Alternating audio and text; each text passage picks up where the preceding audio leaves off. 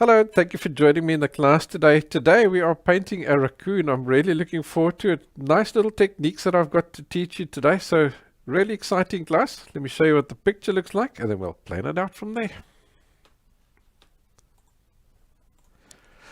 So I got this guy on Pixabay. Isn't he just the cutest little fella? Don't know if he's a fella or a lady, but it's the cutest little raccoon.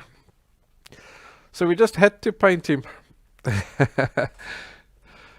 Alright, so when I'm painting something like this, I'm going to, if you're painting in something like acrylic, then you can do the background and dry it off and then continue. But there's enough edging on the animal that you can do the animal first and then you'll do the background next. And that way, because we're painting in oil, you don't have to keep leaning over wet paint. So that's what I'm going to do today. We're going to paint the animal and then we'll put the background around and then we'll just do that little bit of a tie-in in between where the little hairs overlap the background.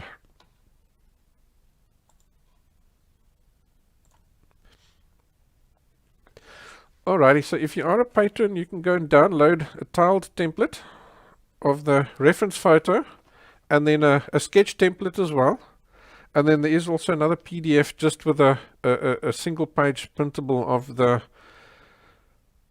raccoon, the sketch template, and I've also given you a grid one with this gridded out if you prefer to do the grid drawing and not the transferring. So to become a patron, you can head over to my website. There's the address over there. That then gives you access to all the templates and stuff, as well as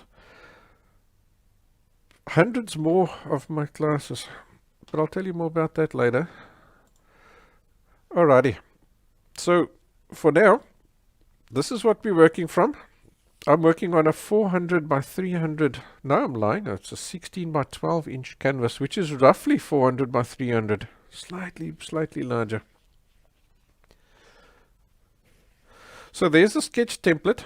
So basically when I'm drawing something like this, all I'm looking for really is transitions. Let's maybe do that and you can see what I've done. I'm looking for, like for example here on the ear, I'm not drawing that edge over there because you see it's all higgledy-piggledy because of the hairs that are overlapping. So I've got, there's your sharp edge and that's what I'm sketching over there. But then I'm looking for transitions as well. Can you see you've got all these hairs on the inside of the ear that end around that vicinity over there. So I've given myself a light little line over there as well so that I know where that transition point is.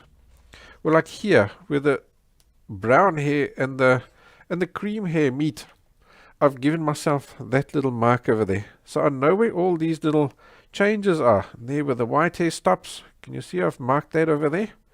Here, there's that little frown. I've marked stuff like that. And then obviously, you know, edges. Like here by the nose, edges there where the eyes are, and so on. So it's quite a funny looking little sketch template in the end of the day, isn't it?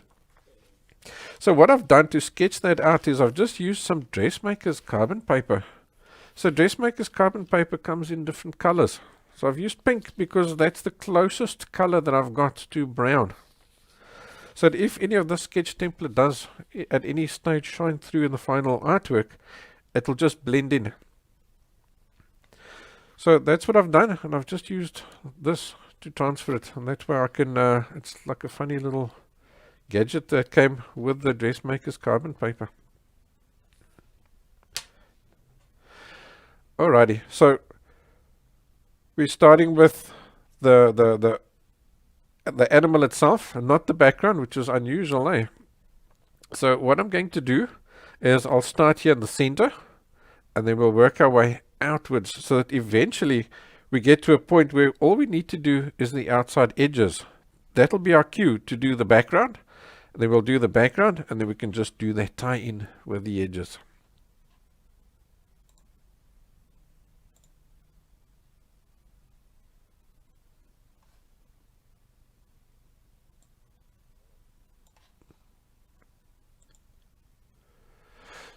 So we'll start here with the eyes, and then we'll work our way out. So the first thing we need to do now is just sort out some colors, eh?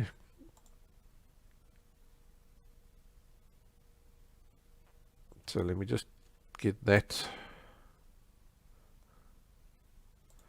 view up.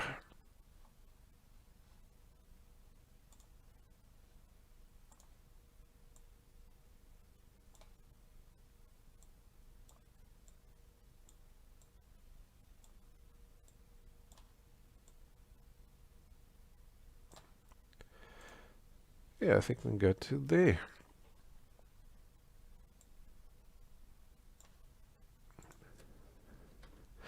So that the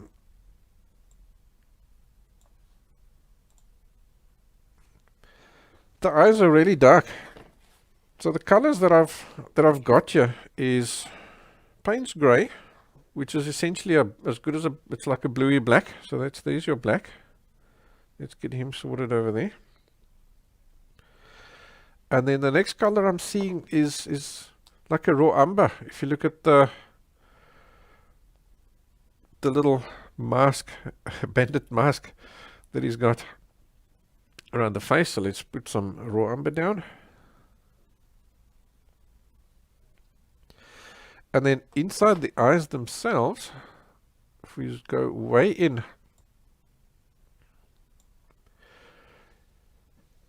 you can see that you've got some of the, whatever's around the raccoon is reflecting. So it's like a field or something. So it seems to be a bit of grass. So let's maybe put a bit of sap green down there.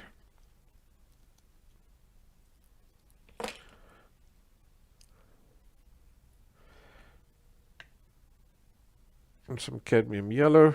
That should get us that grassy kind of color, along with all the other stuff that we've already got there.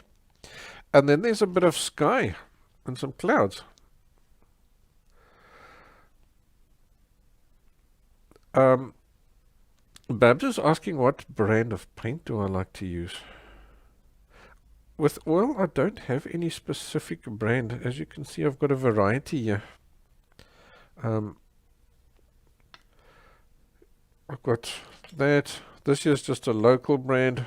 I've got some Georgian, some Dalarani. Here's some Marie's. I'll buy whatever color looks good. I don't have a preference. You'll find that as you paint and mix and so on, you'll find certain colors you prefer better than others. I don't know why, but somehow they don't have any. Oh, and I'm putting down a little bit of raw umber, yellow ochre, sorry. And then, needless to say, we'll always need some white. So that yellow ochre is sort of here by those eyebrows.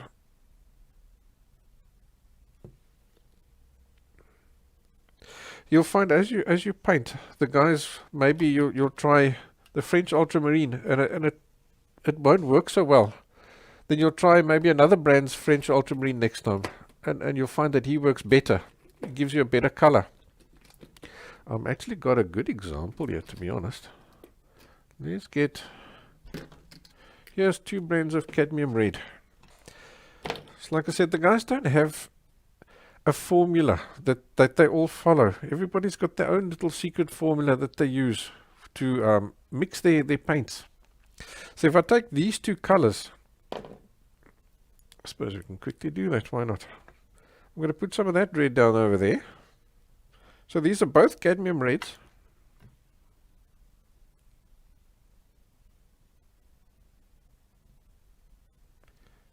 Can you see how they differ?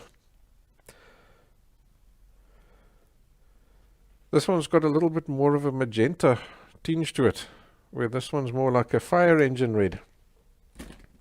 It's just the guys use different pigments to mix the same color. And it doesn't always look the same, it doesn't always paint the same. So you just got to find something that you like. Alright, so for those eyes, I think we'll just sort of put the colors down as we go. And then we're going to need some painting medium as well.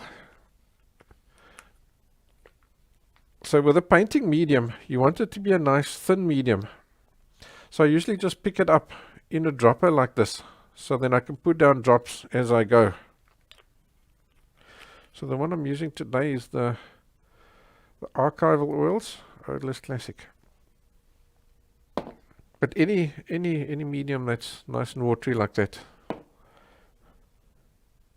And then we'll need a nice little, just a fine liner. So I think we'll start off with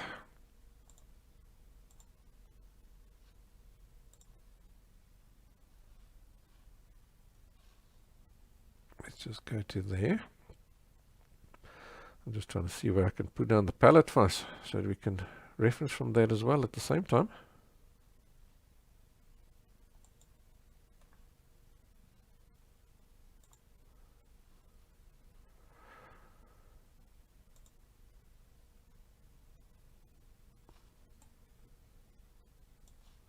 Alright, let me do that. So initially I think I'm just going to put down some medium over there that I can just dip into to thin the paint as I go.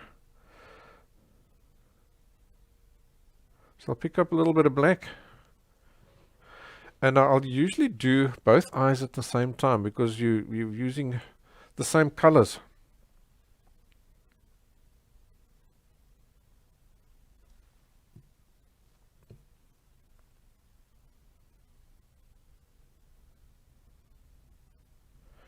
So we've got some black around here.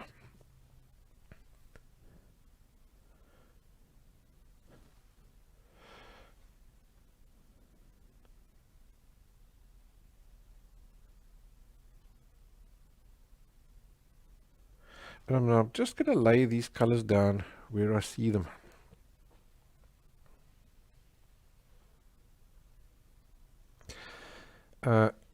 Rivka's asking where I'm from, trying to place my accent. I was born in South Africa, but I live in New Zealand now.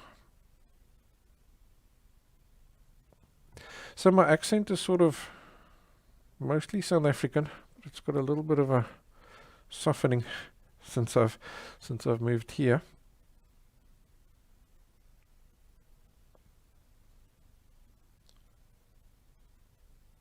Alrighty, so that's the initial black that I'm seeing on those outside edges. And there, here by the tear duct as well.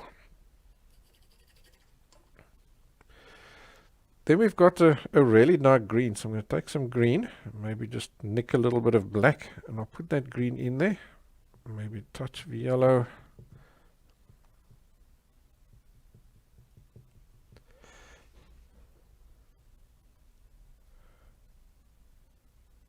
And that seems to be running around in this vicinity, around there. So you've got to be careful on each eye. That reflection could be different because each eye is at a slightly different angle.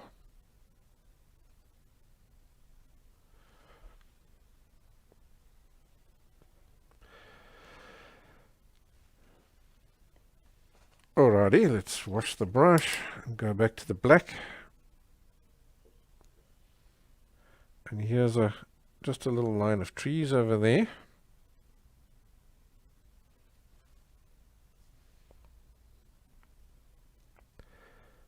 And here we go. Look at that. The trees are different in this eye. Here's a nice tall tree over there.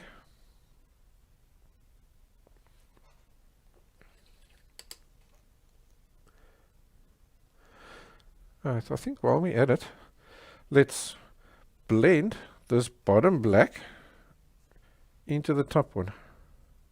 There's a little bit of a shading happening here. So just use a clean dry brush because it's such a tiny area, and just blend it very gently upwards.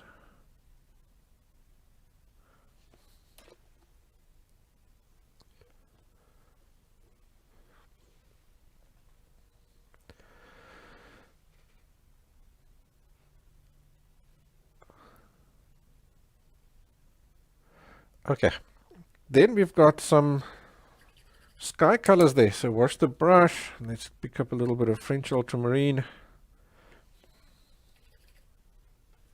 And some white. So I'll take the ultramarine, work white into it. It's really just an off-white, eh? So we'll pop that down there, and now just carefully work in. If you need to, just dip into your medium to thin that down.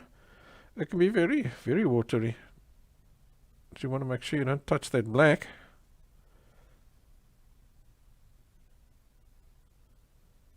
We'll just go all the way around the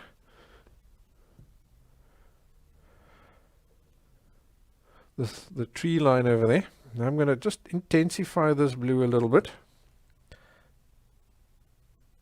Just here and there, just dab in some more of this. So now it looks like clouds and sky. If you want to, you can even bring in just some neat white for clouds, if you feel like being fancy.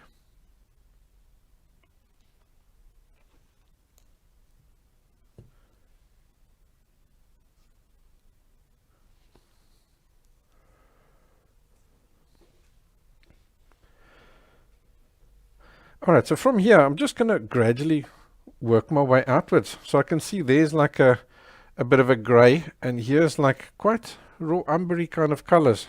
So I'll start off just neat raw umber, get some painting medium into that.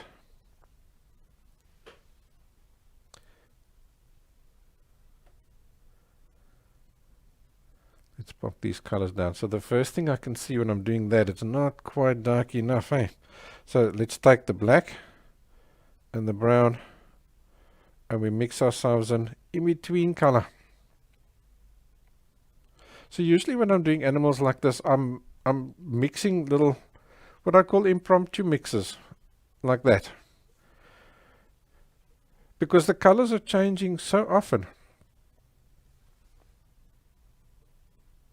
So you don't need lots of it. It's pointless going ahead and painting huge big, or mixing huge big blobs of paint. We're only going to need a tiny amount of it.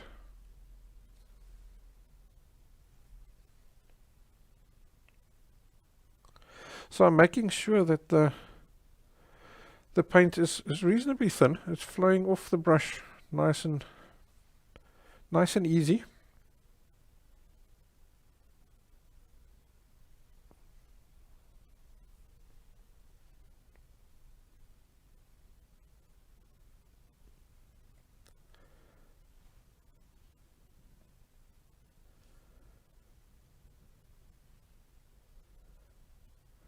And each time I'm doing the same colors. While I've got it on the brush, it saves you from washing your brushes the whole time.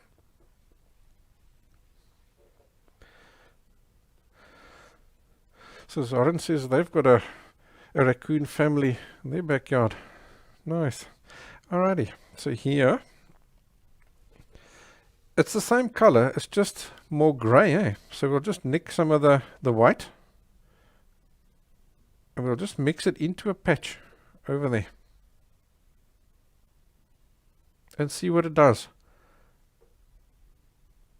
Is it the same color, or do I need to add something else? At this point it does look like it's the same color, so that's great. I think I can actually go a little bit lighter on that. Let's put that down. It is a bit of a shading towards the outside, so we'll put this down, and then we can use the white just to shade it.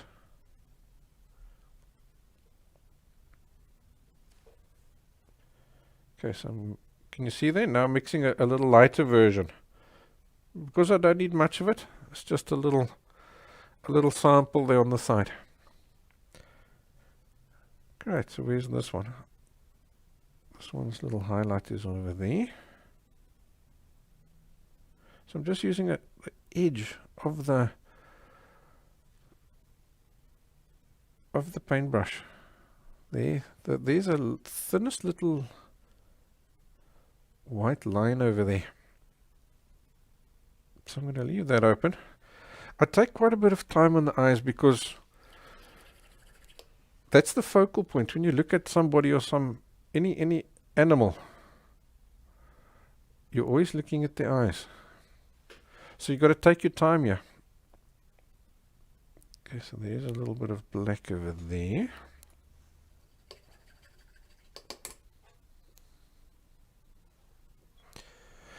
Now we can take, there's a bit of white, and there's a bit of white, but I can see it's not pure white. It does seem to have a touch of blue in it.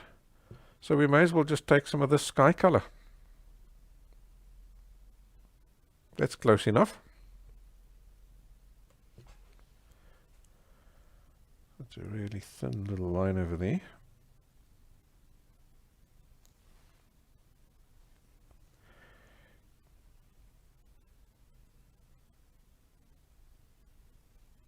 And there's like a little crescent moon shape over there.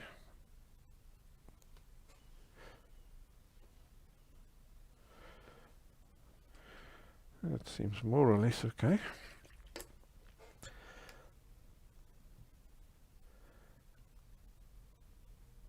And then just here by the tear duct, there's a little bit of a light reflection happening over there.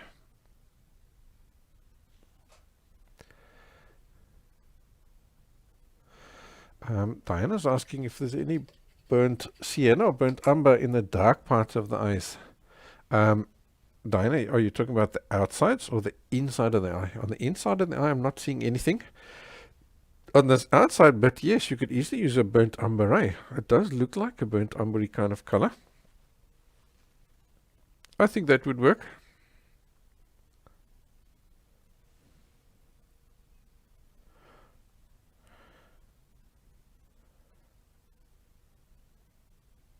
So that little line over there is just a little bit too broad, so I'm just squeezing him thinner. That should be fine. Can you see the eyes shining already?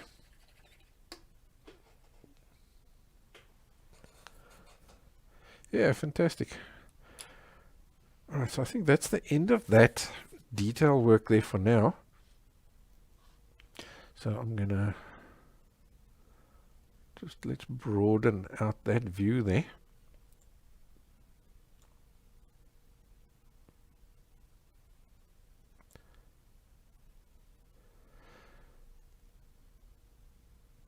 Yeah, I think we'll start around the eye, and then we'll gradually work our way upwards to the forehead over there, and then we'll come back for the detail work around the nose. Okay. Now, when you're doing the fur part,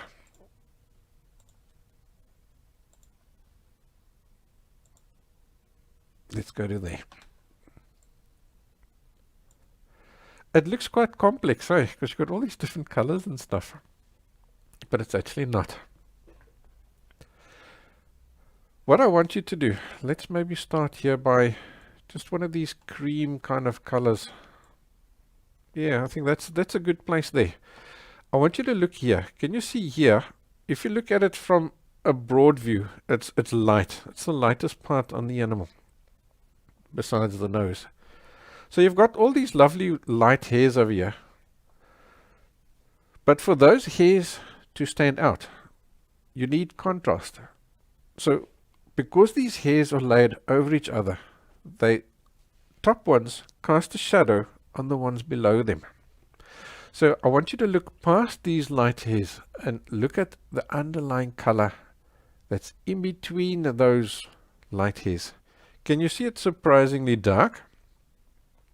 So here you've got actually some of these hairs are maybe still sticking out there. Or maybe it's the skin color, because we can see over here that the skin color is very dark brown. Here, in this area over here, you've got like a bit of a yellow ochre kind of underlying color with lighter colors coming over it. Here we've got as good as black. Then you've got lighter brown hairs coming over it.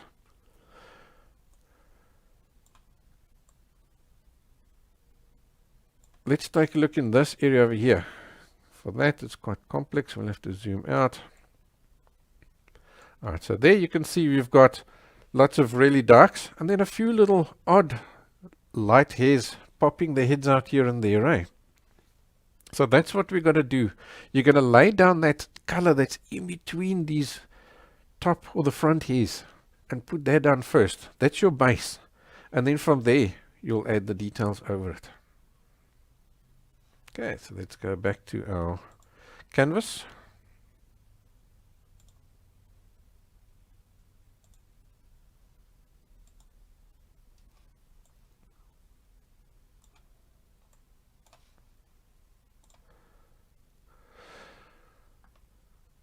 Which I think was around there. Okay, so we can start. We can put in all those brown. We can put in all those underlying colors. And we can put in all those underlying colors. Then we've got pretty much that whole face, the basics, blocked in. And for that, I'm going to just use a standard old bristle brush. Just anything that you can scrub with. Because now you need to get that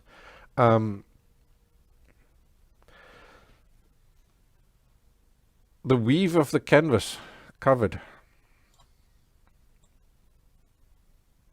I think I'm going to rotate that guy. Let's pop him down over there. Then he takes up less space. Alright, so this little, his bandit eyes, I'm going to use that little mixture of raw umber and black, because it's not quite black. It does have a little bit of color to it.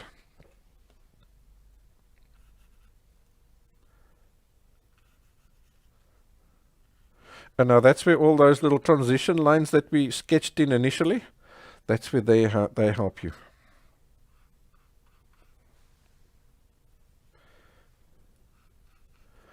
And this you can now scrub in really fast. The quicker you can get this scrubbed in, the quicker you can get to the fun work of getting all that hair detail in.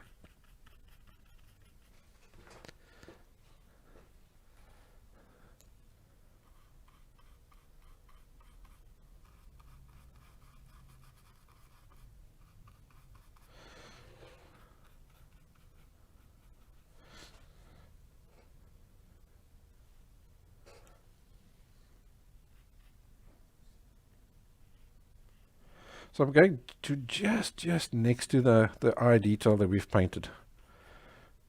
There's no way we can get any decent tie in using this brush because it's just too rough. You can see it's well used. His hairs are had it is probably due for replacing.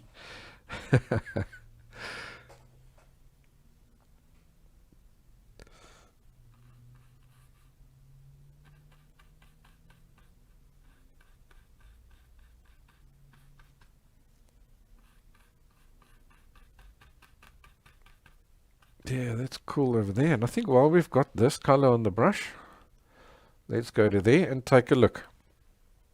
Where can we use this color? In other places we can use it over here.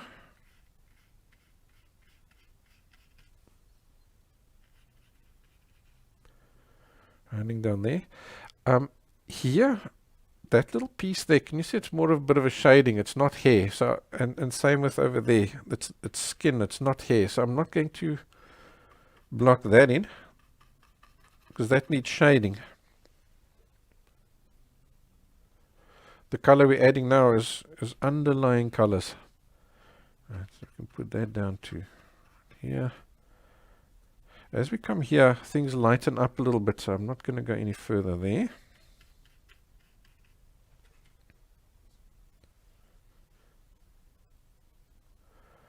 And then there's some of this color around here. There's some really darks, and then here. There with that little frown.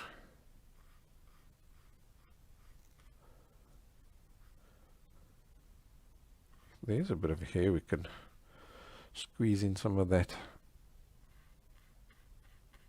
just over there. Okay, so we've got some of this dark over here and some of this darker in this vicinity.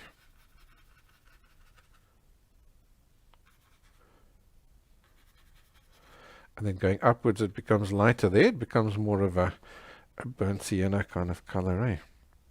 So let's take a bit of burnt sienna. So we're adding one more color. Where can we put him? Let's put him down there by the browns. So I do put the sort of similar colors reasonably close to each other because it's easy to then just dip into each other. So let's take some burnt sienna, maybe some raw umber. Let's mix them together. So remember, we're now looking for that darkest color we can see. Always come back and add lighter colors over it. And I'm sort of seeing that same color in this vicinity around here as well. There's quite a bit of that. Bit of a browny tinge there. Yeah, well, we had it. We may as well pop the basic colors down there by the ears as well. It's the same color.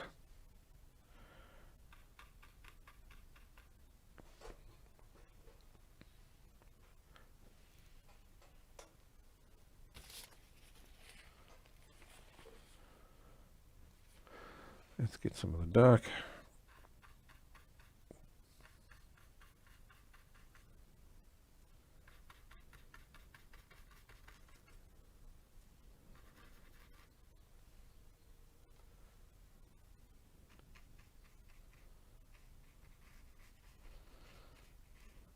Alrighty, so this bit is not taking too long, eh? It's going quite quick. So here we've already got a bit of a shading in that ear. So this shading usually works like this. On the outside, you get a bit of a see-through effect on the ear, and that's that lighter color that you've got over there. Maybe I should just move the camera up a little bit, eh? Let's go to there for a second, then I'll just move this camera up.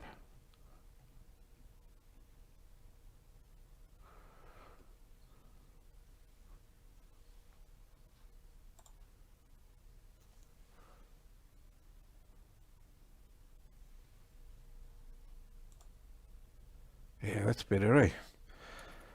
So you've got that little bit of a looking in effect here by the ear. So here by the area where the ears goes in,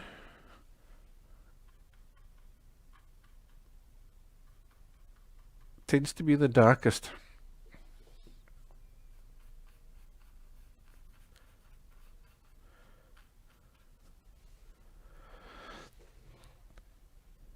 And then you also find on the outsides that it tends to darken up again. So that's quite nice. It gives you that little bit of a, because of that lighter bit over there, that gives you the shape.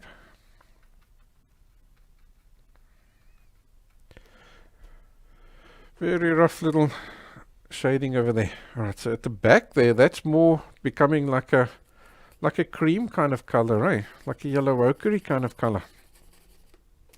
So let's wash the brush and let's take some of this, add some yellow ochre to it, see what it looks like. Yeah, it does seem to be something like that, eh?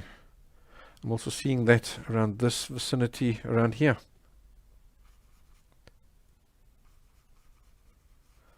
Yeah, so that's the top of the head there. So now remember that little outline that we've got isn't quite the outside edge. It doesn't take into account those flyaway hairs there. Yeah, I've got some of these colors nicely over here.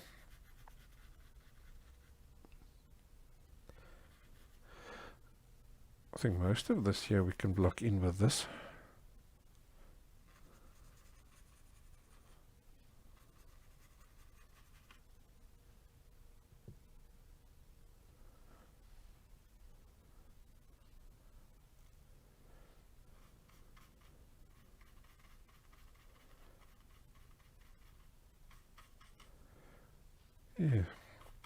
Yeah, that's covering up that over there. I still need to Didn't go quite high enough over there, or low enough. Okay, I'm coming to here. Yeah, I think I'm going to, I know we did look at it earlier and we saw there were some of these dark hairs in there, but I think for now I'm going to just do it with this. Otherwise we're going to lose that silhouette of where those two meet.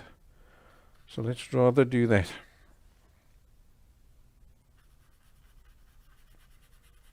Then we can bring in some individual darker hairs to show that.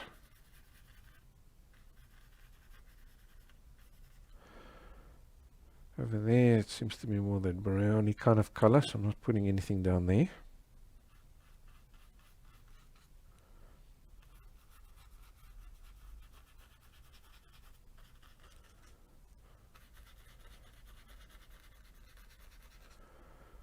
Alrighty, so here I'm just going to blend those guys into each other just to get rid of that transition over there. Same over here. And same over there. What the heck.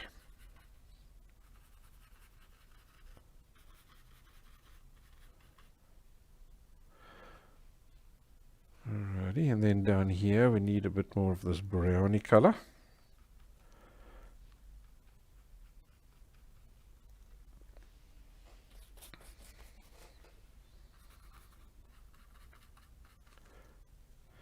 Yeah, awesome. Look there. Now we've got rid of the white of the canvas. And what's happened is you're also now starting to see a little bit of shape there already, eh?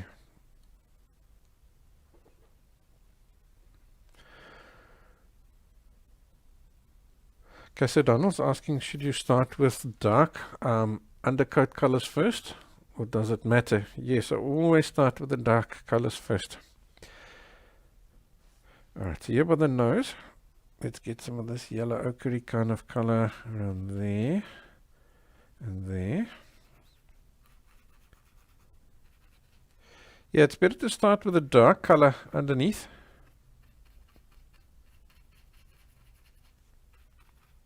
Because think of it this way. The sunlight, okay, as we come around here, sorry, let me just continue that. Then I can paint and talk. Here, it's more of a grayish kind of color. So I'm going to take a bit of black. Or even let's maybe even use this. Yeah, that'll do. So that was black with just some white in it. There's probably a touch of raw umber there too, hey? So when something is being covered, it's in shadow. So that's what you're painting. You're painting those shadow bits.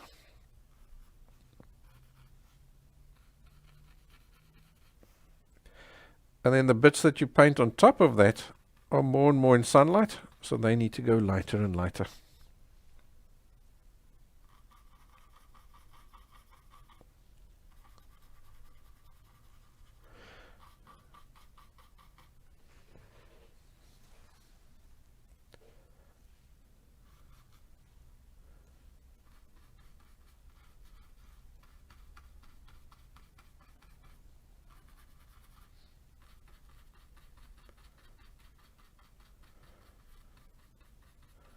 Alrighty, so if you were working along an acrylic, then you can just dry this off. Don't need to worry about shading all these things in or anything. All we're trying to do is just get rid of that white to the canvas. It's an underpainting. That's all this is.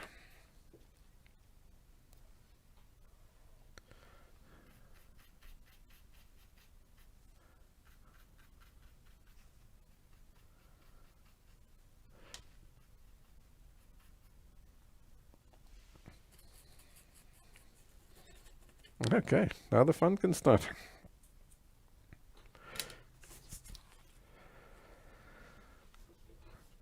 Alright, so for the hair, we're going to start adding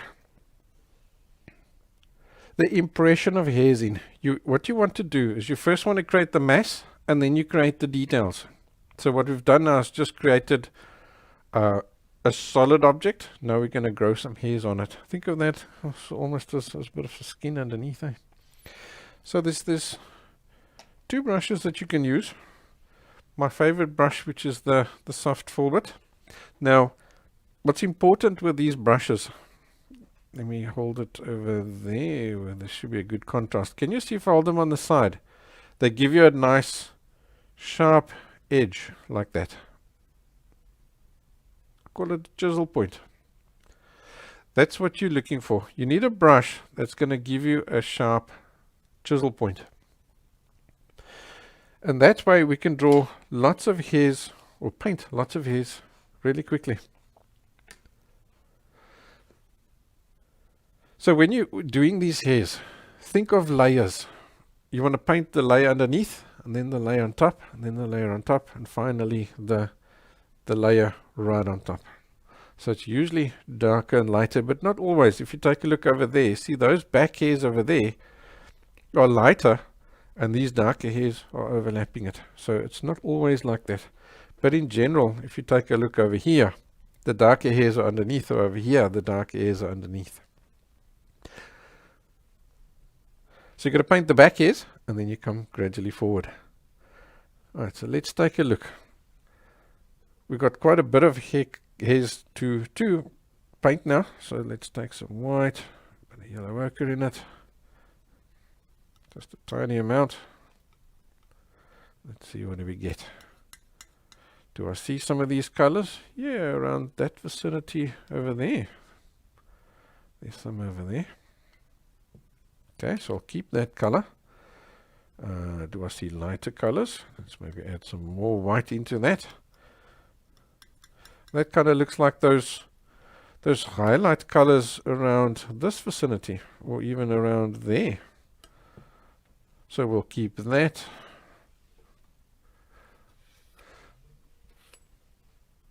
And we've already got some darks, so we're going to need quite a bit of that. So I think maybe what I'll do, just to make it easy for me to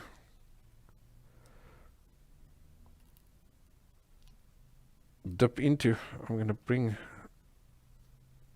another pile of raw umber over there.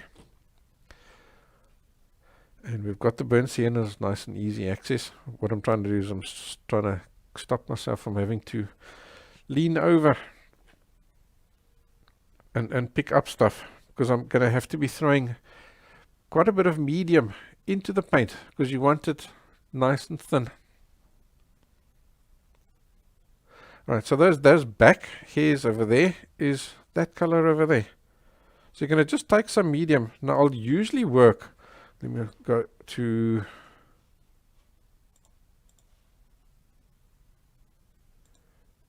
here for a second. So over the palette, I'm using my brush and my dropper at the same time. So I'm putting 1 or 2 drops inside the palette. So like that, I've put 1 or 2 drops down there, and I'm going to mix that into this paint until I've got the right consistency. And I'm going to paint with it. Then, at some point, that paint is now going to be too thick. Then I'm going to add another drop, and I'm going to continue working. Sometimes you add too much. Then you can grab more of that into this little area here that you're working with. So that's why I don't throw the paint or the medium into there, the whole bunch of paint. Does that make sense? So that way I've got full control. I can make it a little bit thicker, I can make it a little bit thinner at any time, just by adding more medium or stealing a bit more from the main pile.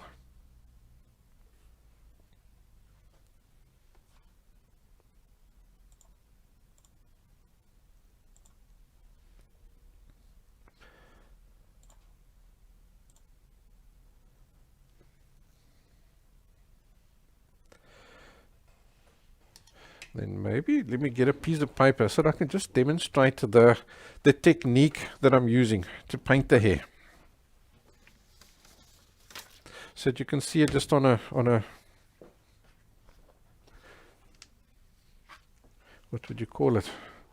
On its own, without anything else around it to confuse your eye. So I'm just going to use a darker color for now.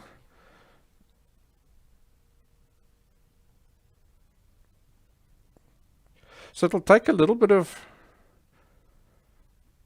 experimenting until you get the right consistency of your paint, but eventually you can just feel it as you're picking up the paint. You can feel whether it's too thick or too thin, and you can also see it when it goes down, whether it's too thick or too thin. So let's take this, and I'm holding the brush way at the back here. Maybe we can turf that as well so you can see the whole brush. Even I can go to the wider view. Yeah, let's go to there. So I'm holding the brush way back here, and I'm using a chopping motion like this. So you can do this, but you don't get a good chopping motion. Using it at the back, you get a nice loose, free chopping motion. And I'm just doing this.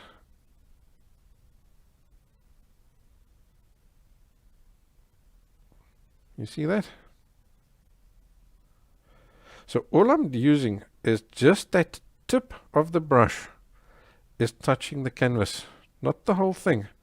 And that's why you want a thin brush that can give you that nice chisel point. So when I pick up the paint, go to there, I'm picking it up like this.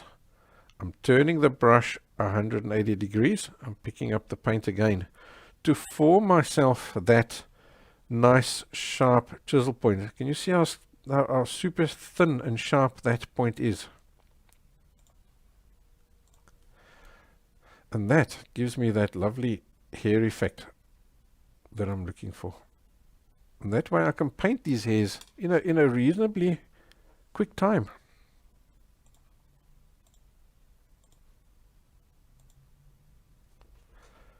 Because I'm using that chopping motion. Alright, so I need to just wash the brush and pick up some of that light color again.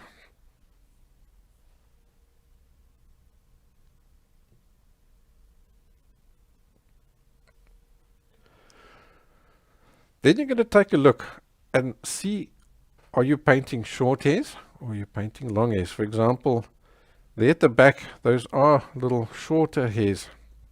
Then you can hold the brush here.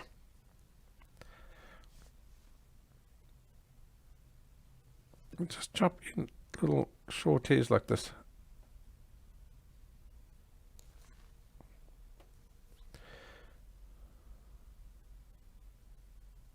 Now, as you do, these hairs don't grow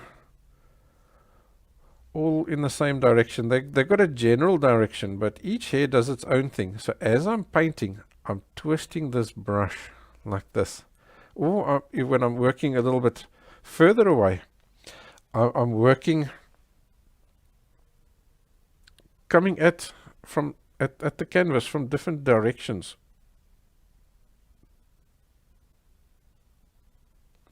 And that way, this chopping motion that you've got gives you nice natural hairs, because each one is doing his own thing.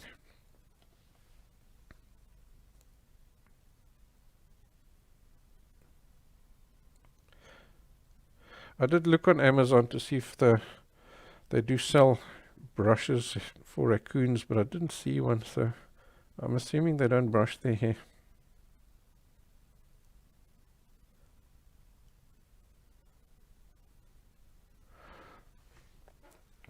Awesome. Can you see that? So now we've got a instant, almost instant little hair effect over there. Alright, so now we need to go to the next color up, or in this case down, is a bit more of a ready version. So let's take some of this burnt sienna. It's not neat burnt sienna. Let's bring a little bit of raw umber into that.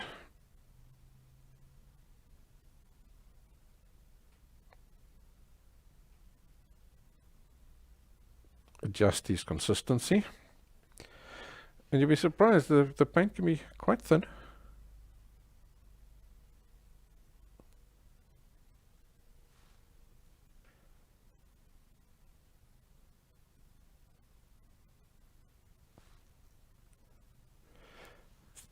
Add a few little strokes, pick up more paint. Add a few strokes, pick up more paint.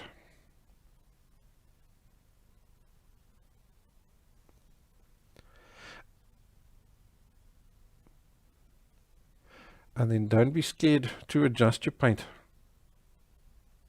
Lots of little adjustments as you go along.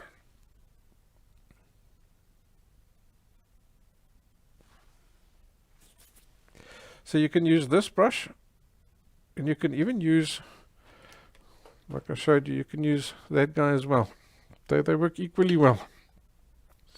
As long as it's a soft hair brush that gives you that chisel point.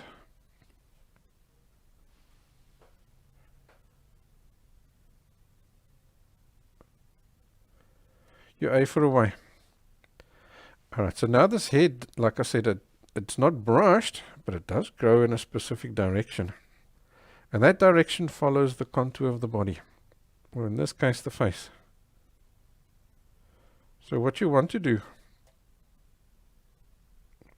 is look at which direction these hairs are generally going and add those in.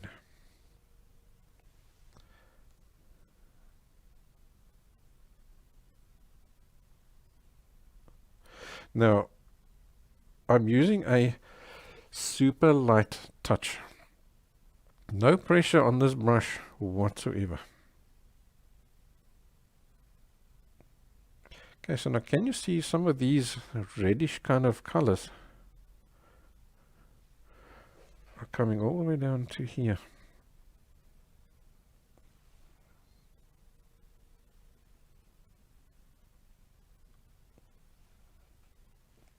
So wherever I see these red hairs now, I'm going to put them in.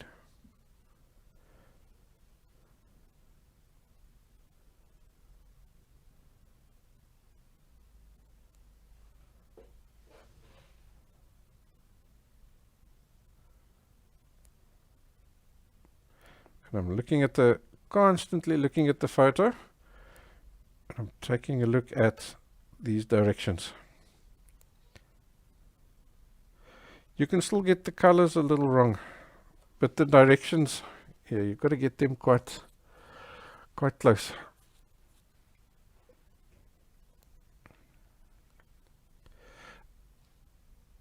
Because if you don't, then you're not getting the shape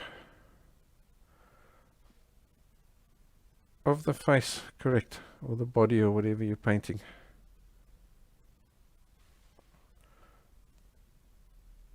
Alright, I think that's about where I see all that. So let's move on to the next color, which is this raw umber.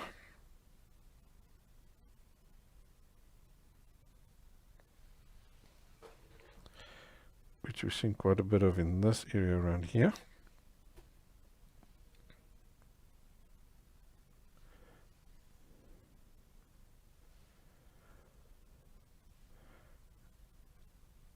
There are a few little guys around there as well.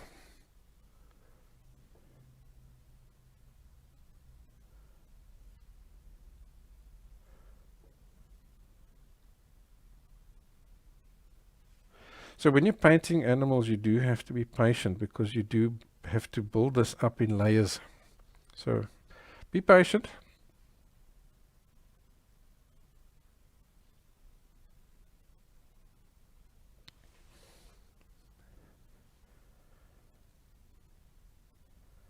And just gradually build up these layers.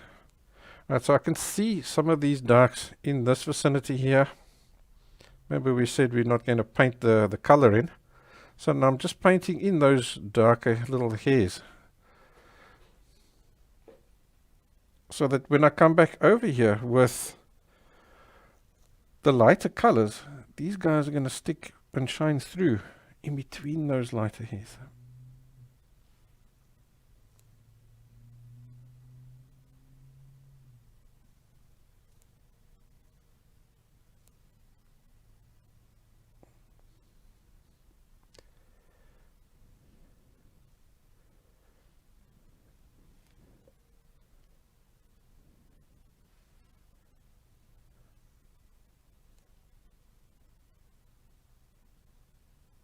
Remember, super light touch, very light little touch.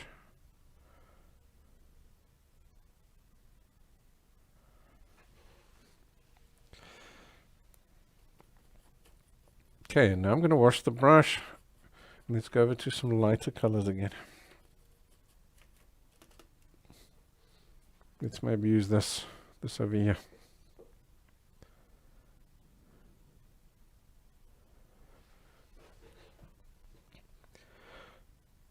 So we can see some of these hairs in this vicinity. There are some lighter hairs in here. It's not just darks.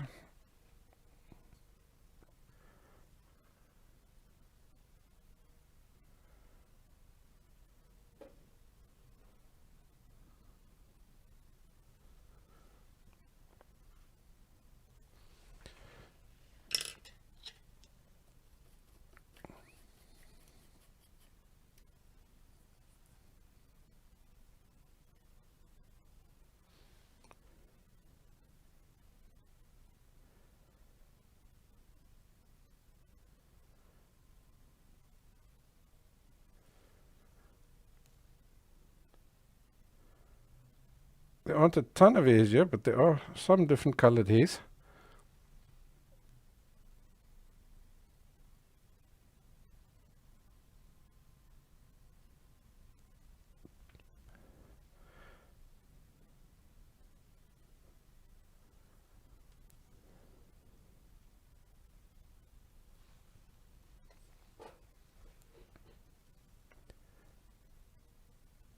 Then as we come down to here, you gradually got more and more of them. So now we'll start adding more and more layers of these lighter hairs. So again, there's lots of little changes of direction. So I'm constantly looking at that.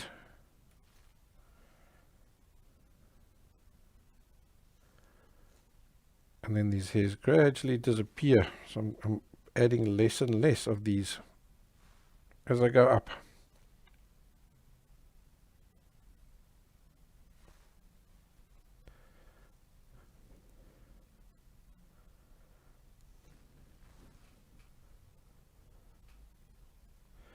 Think of it as like a shading of dashes. So here you've got lots of dashes because there's lots of these hairs. And as you go outwards, you've got less of these hairs, so you add less dashes.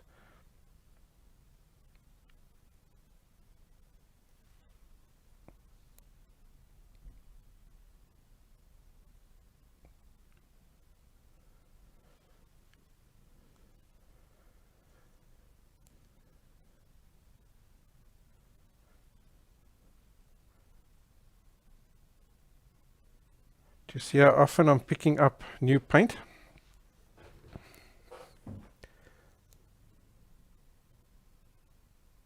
You can only add just a few little lines and then your chisel point disappears on you.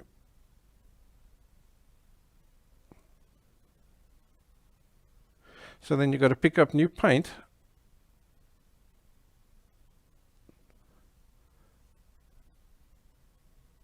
not only to refresh the paint, but to refresh the chisel point.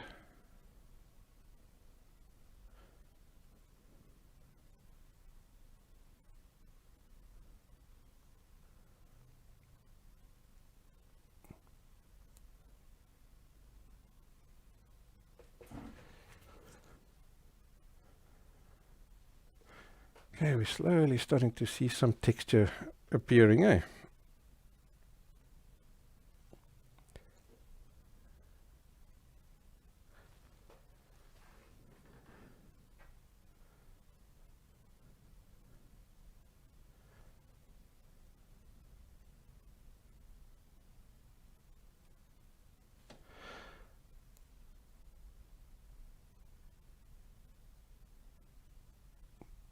Now the interesting thing is generally your light one is the last color that you put down, but when it comes to the hair, it's not necessarily the case, because all the hairs overlap each other.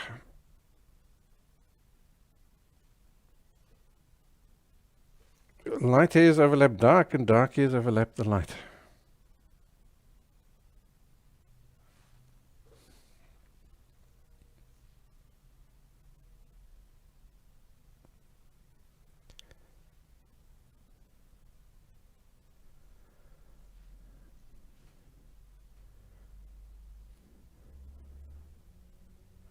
Can you see I'm constantly adding medium there for myself?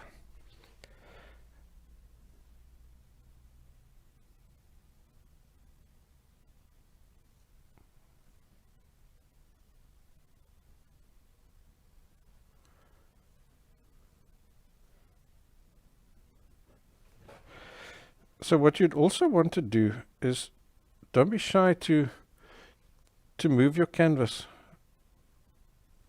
Turn it upside down, to the side. Whatever gives you a good angle to add this chopping motion in is what you need to do.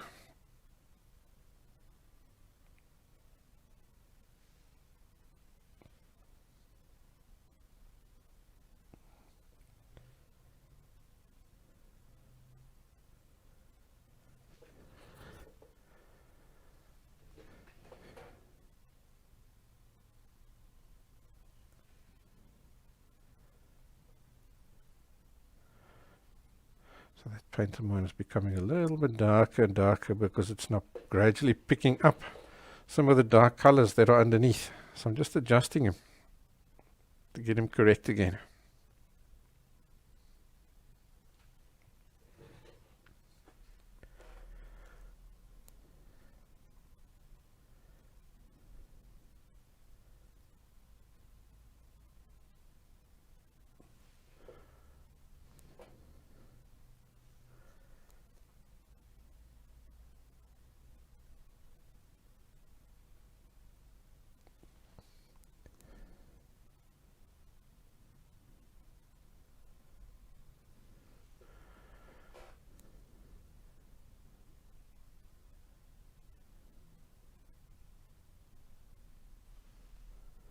So remember to watch how I'm turning the brush in my hand, little bits by little bits.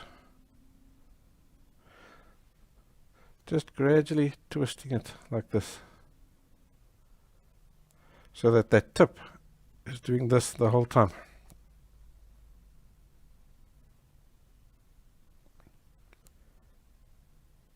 Right, so that edge there we need to stop because we haven't got what's behind it painted in yet.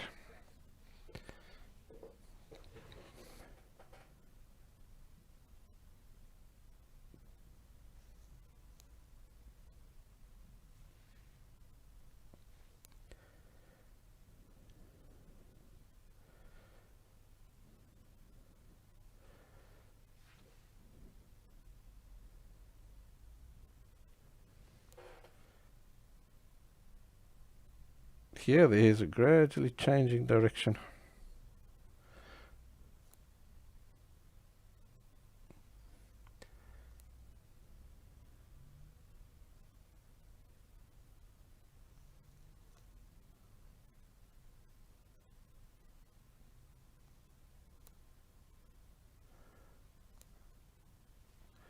And then there are some of these colors around here as well.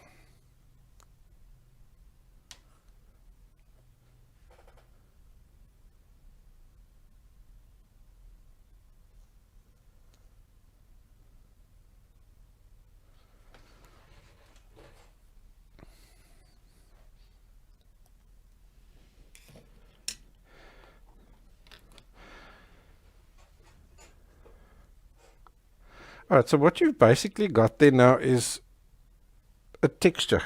You've got a texture going on there. So now I'm going to go over to just a little bit of a finer brush. So it's this like a fine liner.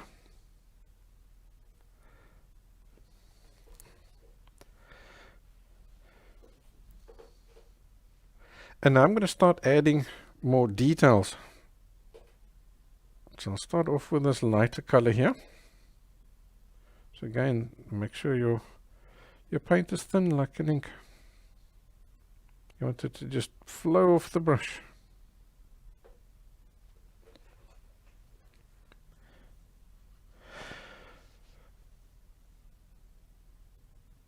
Your soft filbert, what that does is it gets you a texture really, really quickly.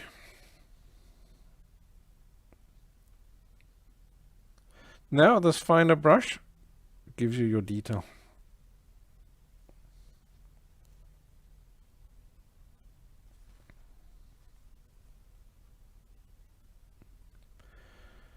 So as before, you pick up your paint in a chisel point.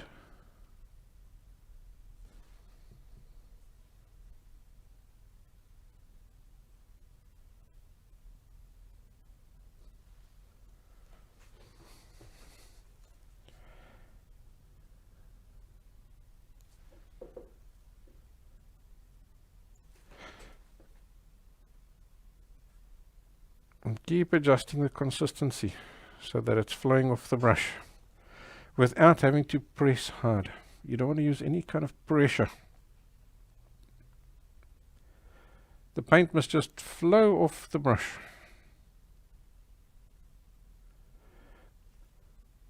Because if you have to use any pressure, what happens is then your hairs on the brush spread, and that gives you broader hairs on the animal.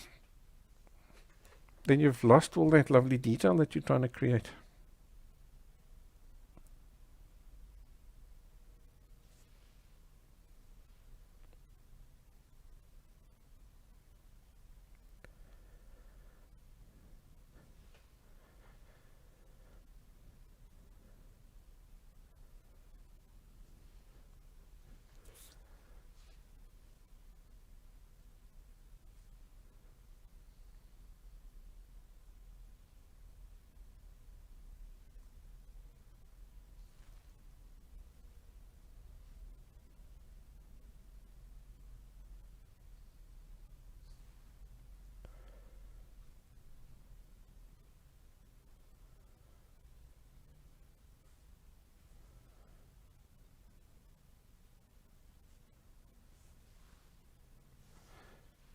I think that's as far as those light hairs go over there.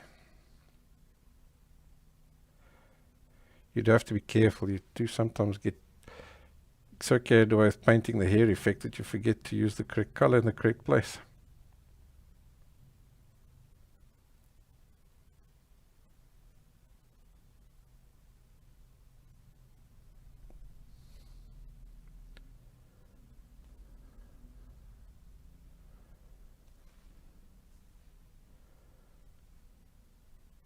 Okay, so here's that little shading that we chatted about.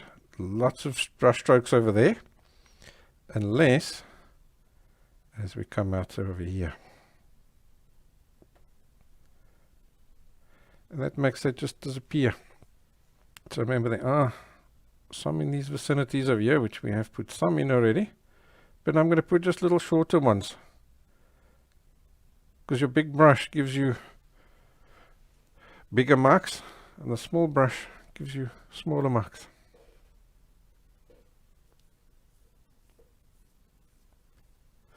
So Barry's asking with acrylic, would your paint also need to be an inconsistency? Absolutely, absolutely. See, the advantage you do have now with the acrylic is that you can dry the painting between the layers.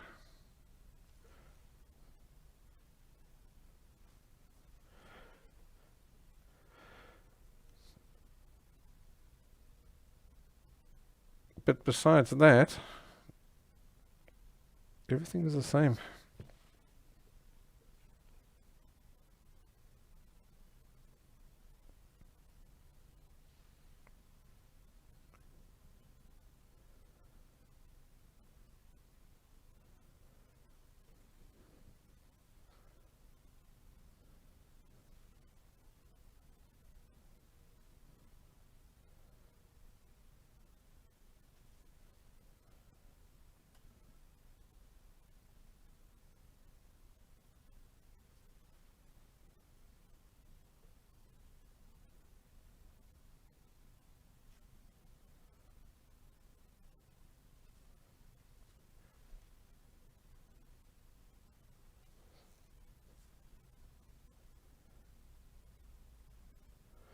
So now you're often quite keen to sort of speed things up, but you can't really speed things up too much over here, because you find that you simply have to stop every few seconds to pick up new paint.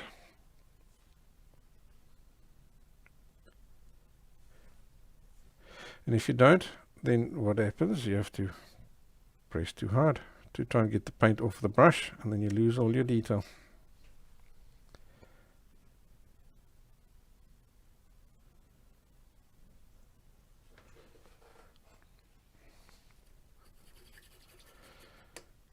Okay, now I'm going to get, I see quite a bit of more yellow ochre kind of colors, more intense than what we've got before.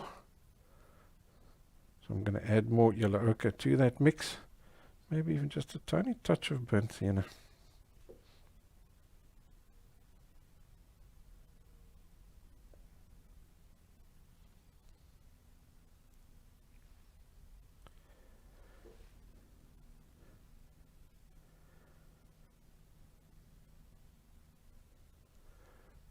And I'll add these colors in the areas where I see them.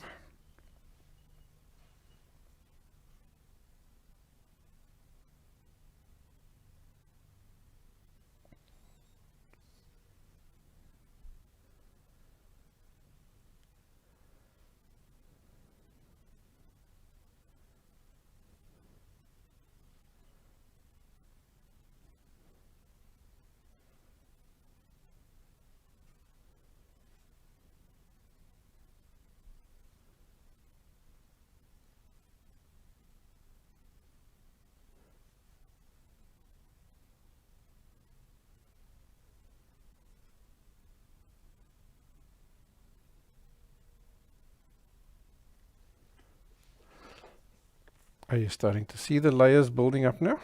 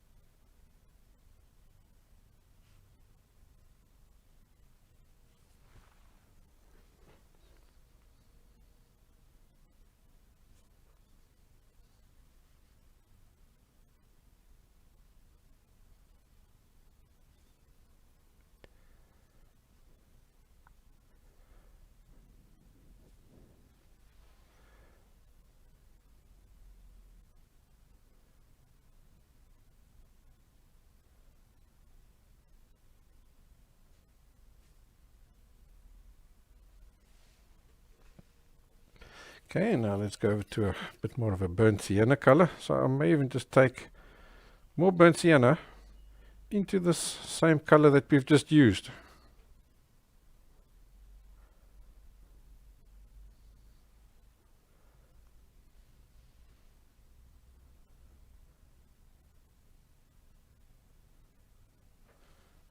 So now how many colors is this here already? 5, 6 colors. 1, 2, 3, 4, 5, 6, 7, 8. 8 colors already.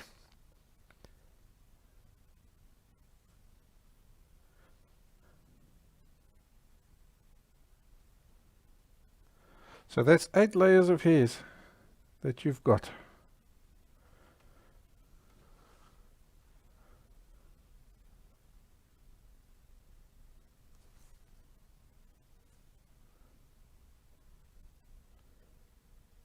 So that's also 8 layers of detail that you've now got.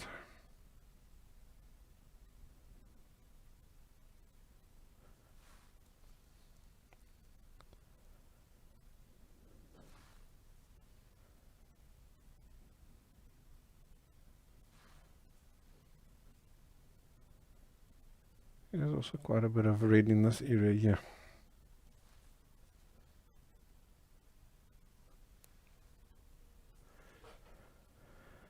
And there, by the ear.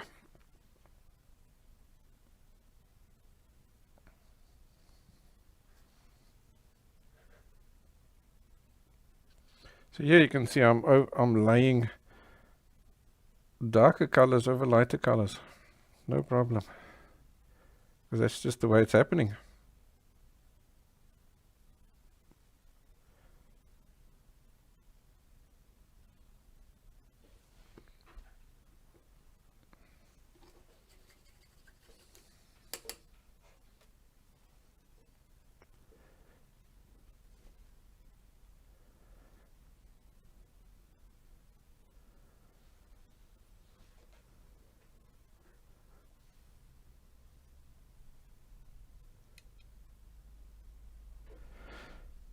Alrighty, let's work on tying that in over there.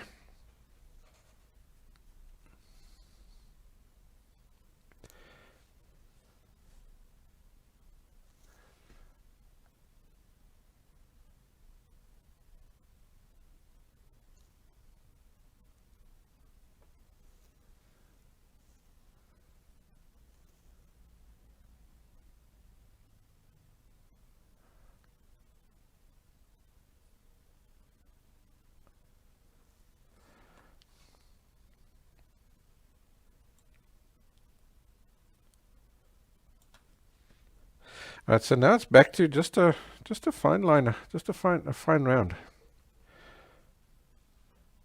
So I'll just take some raw umber and the black mix.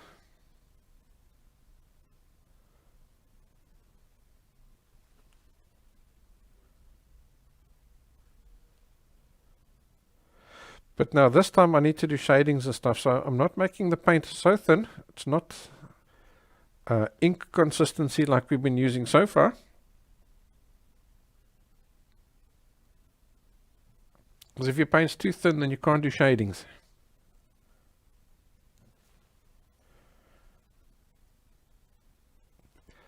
Alright, so let's just start off and just get some paint down there to darken or cover it.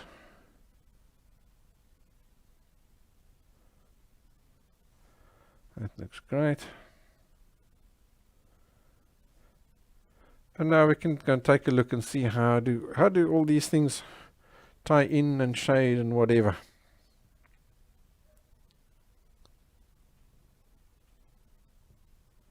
So it does seem to be more raw umber and white. Possibly even just touches of burnt sienna.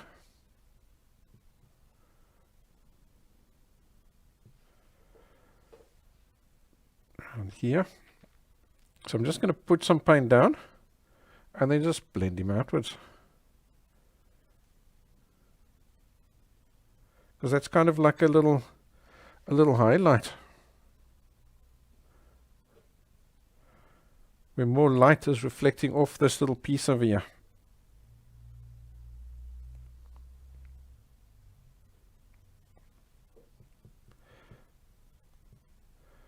And then you've also got the eyelid.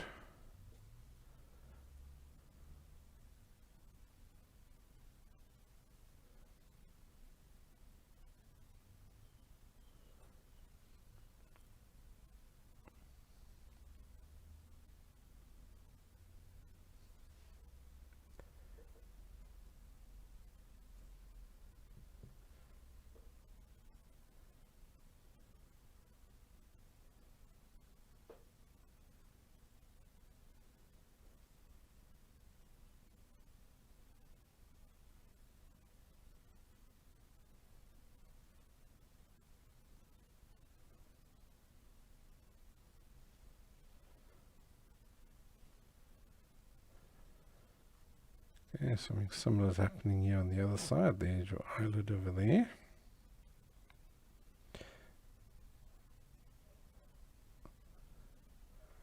That comes down here by the tear duct. It's got a nice little highlight. And then that highlight continues on the lower eyelid.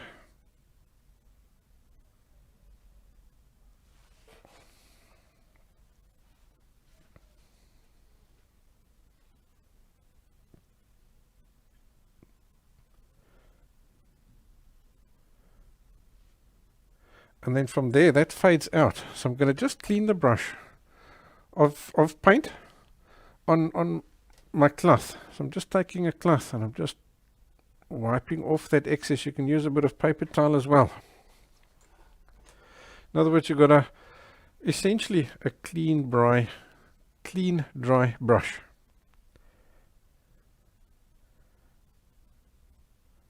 And you can just use that to fade these guys out correctly.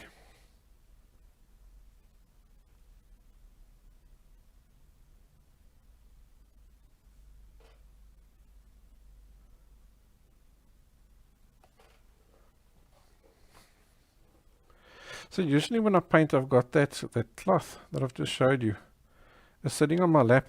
So that if I ever need to I don't need to wash the brush, but I do need to just get rid of excess paint so that it doesn't blend further than what I need it to. Then I'll just use that cloth.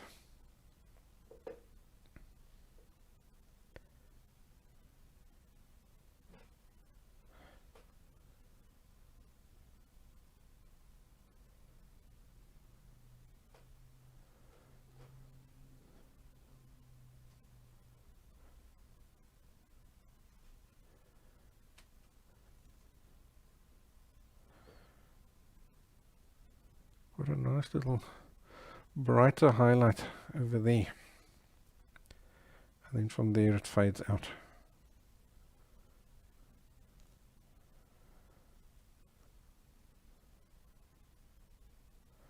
And now I'm picking up some black. In between the eyelid and the eyebrow, there's that little bit of a... Your eyelid folds in. So that's that little bit of a shading over there.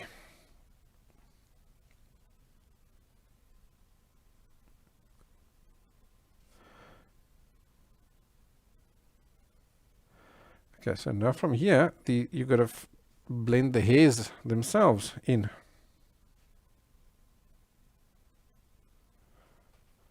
So you'd have to go back to your rigger brush again.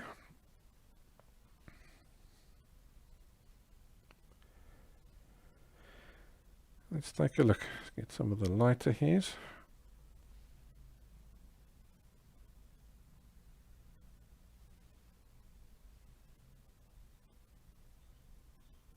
And let's carefully get them overlapping.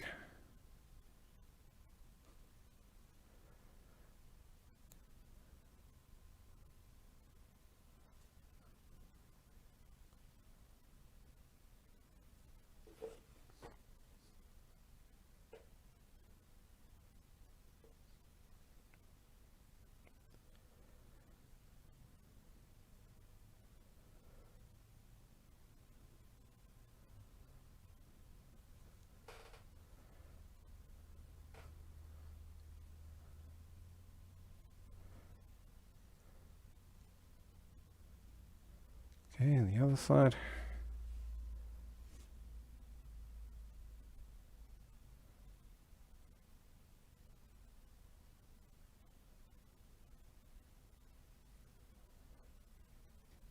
So all you want is just little, you can say, roots of hair.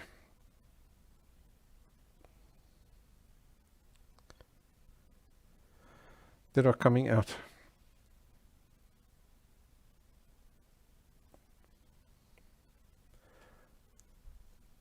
Like that. I'll tie in all those dark guys in a second.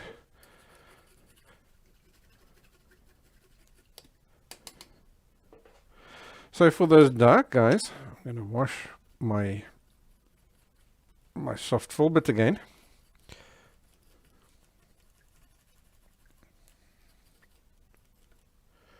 Because that hair is now really dark, we're going to start off just with a little bit of raw umber.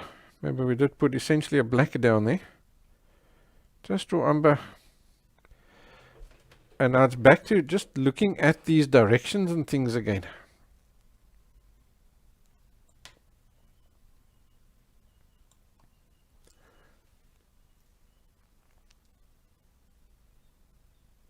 Let's go to there. and a nice chopping motion. So there's lots of changes in direction here. So use this chopping motion that you're using or putting down to get yourself those directions, to figure out which way do they go.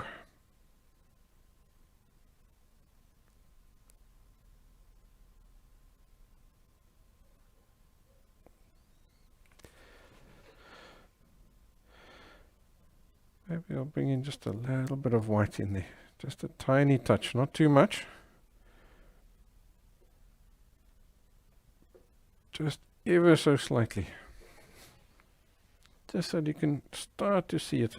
It's got to be very low contrast because it's all dark.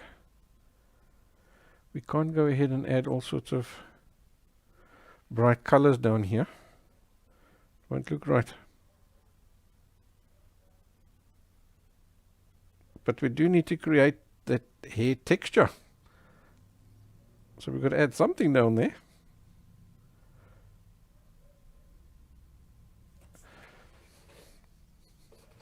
Okay, the same on the other side. And you see I'm happy overlapping that white area there now, because that's not going to give these darker hairs that the white hairs are overlapping.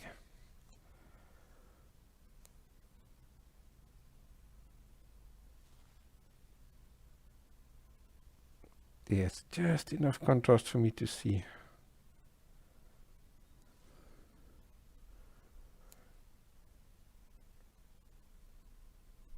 That's great. So now when I come back in with the detail, I've got something that can contrast against it.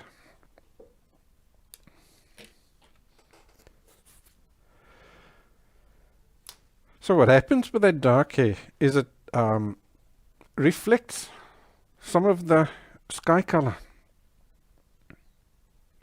So what I'm going to do is I'm going to take some of the dark hair, which is the black and the raw umber mix, put it down over there, bring in a little bit of white into that to lighten it, and bring in a little bit of French Ultramarine, which is our sky color.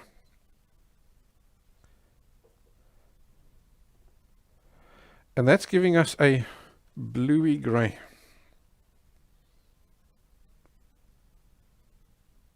Get some medium into that so it's thin as an ink.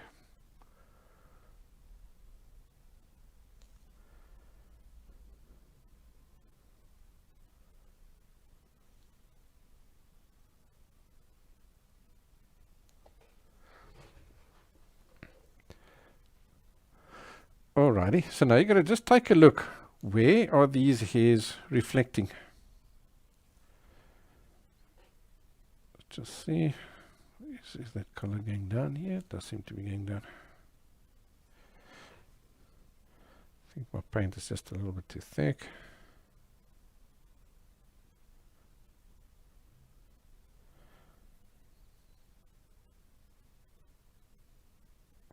And I'm going to make it a little bit bluer.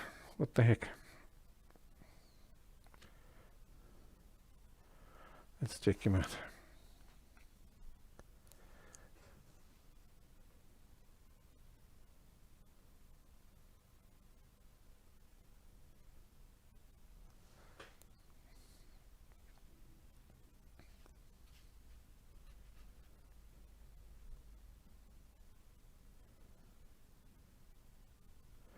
So this is now really low contrast stuff.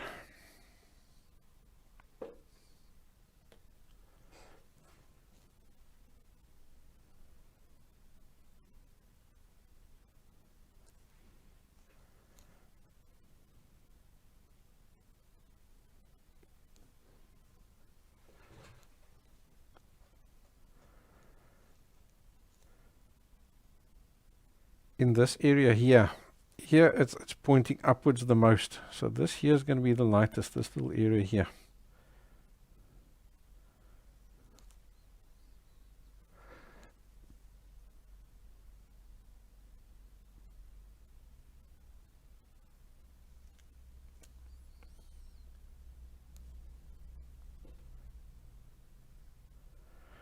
And then as we move away from that area, it gets darker and darker. So I'm going to add more and more of my black and the raw umber back into that color there.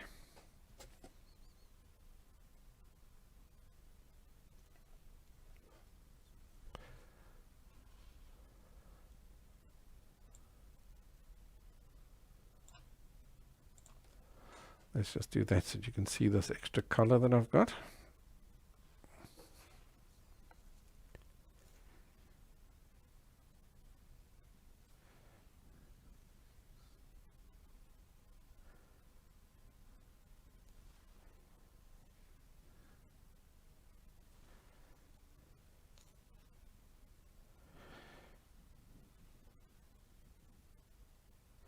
Now, as you paint, you'll also find that because the paint that you're using is really, really thin,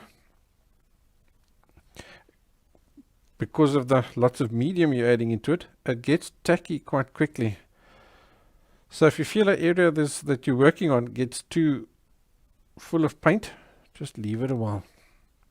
Go work on another area.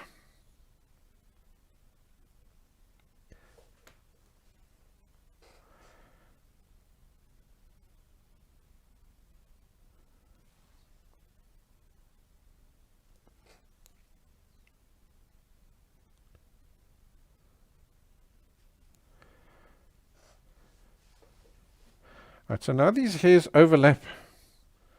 So you're going to take some of the dark and some of the lighter ones.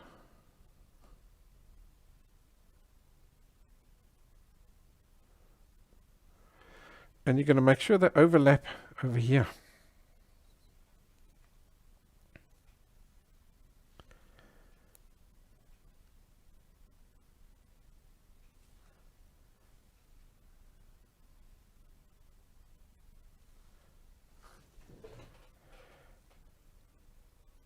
In other words, this little place over here is not a solid line. You've got bits of light going into the dark and bits of dark going into the light.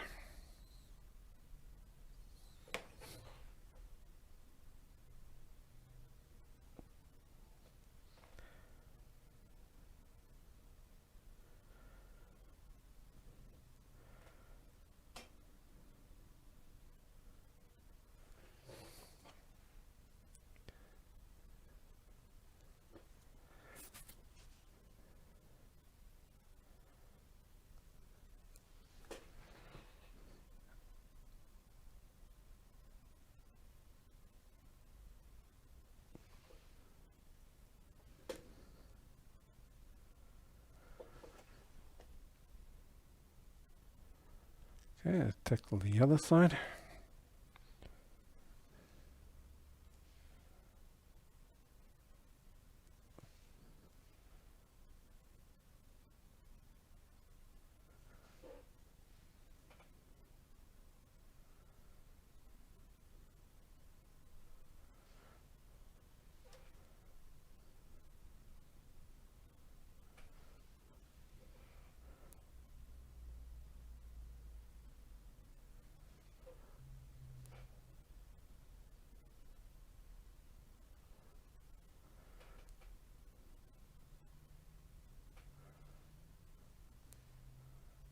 A little bit light in this area.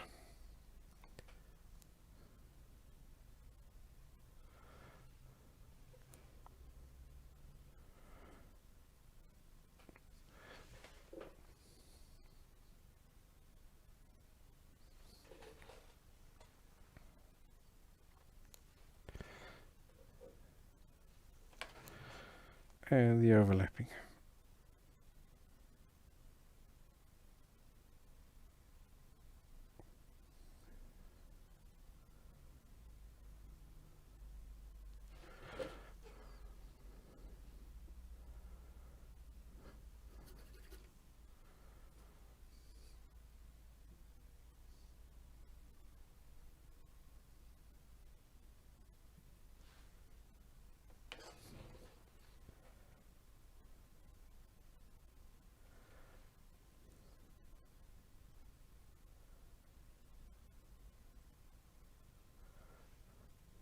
So here, where they overlap, I like to make the hairs, some of them go further in. Let me show on this side, it's probably better, eh? Some of them go further in, some of them go less far in. So you got 1, 2, 3, 4 different directions or different depths that they are overlapping.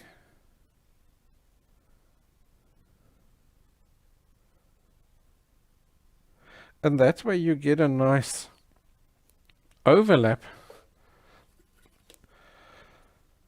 that looks natural.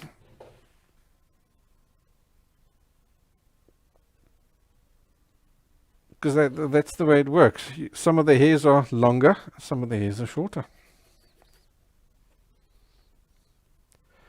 Okay, so we've got the same kind of reflections happening here on the nose, on the bridge of the nose.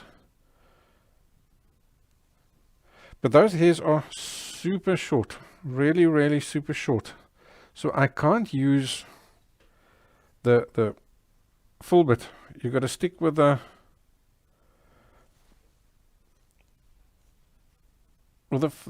rigger brush, and those hairs are so short, I'm not even chopping them, I'm just tapping them.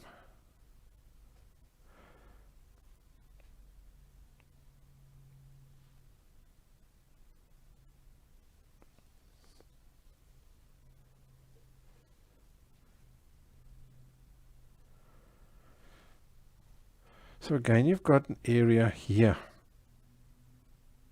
That little bridge of the nose area over there is pointing more upwards, so it's catching more sunlight.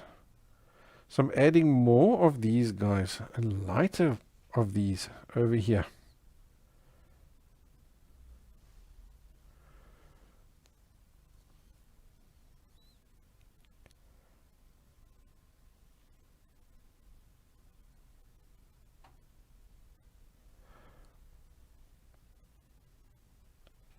Then as we move upwards over here, they're gradually getting darker and darker as that bridge of the nose curls upwards to meet the eyes. So I'm using a darker color.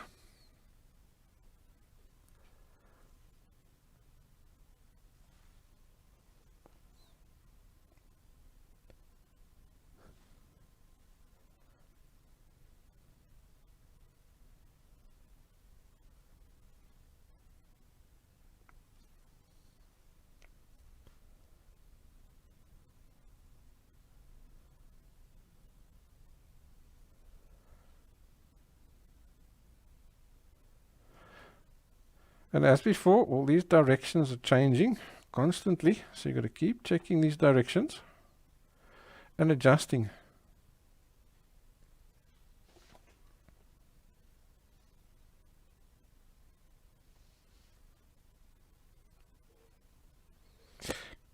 And you can see as you get to here, that is gradually starting to become more like a burnt sienna color. So I'm taking burnt sienna, raw umber into that bluey grey color of ours. Get a little bit more white into that so that we can see it.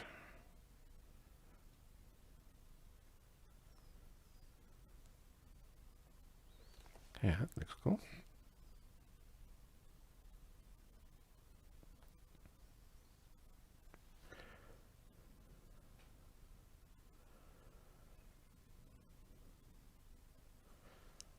Tiniest little taps, just the tip of the brush.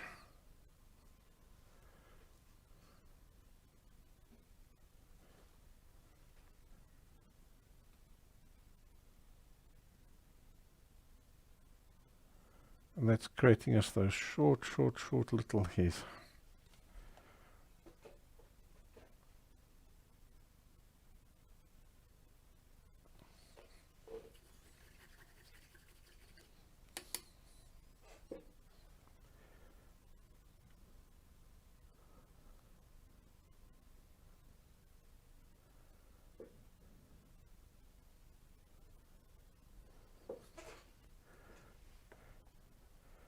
Alrighty, over here again, it's quite short little hairs over here.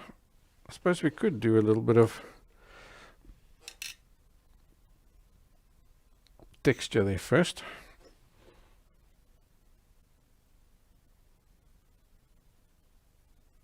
Just using taps.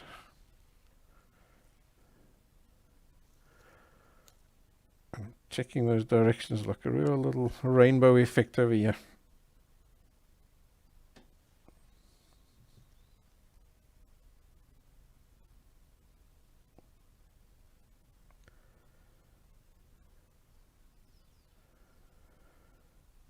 A little bit of overlapping there on the edge.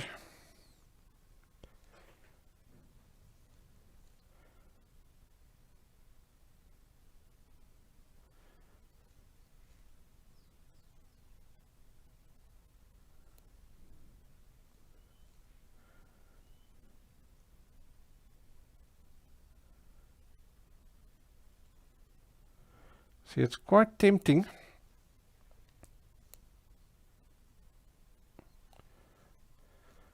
to add these things all in exactly the same direction, literally like a rainbow, but still keep changing those directions up.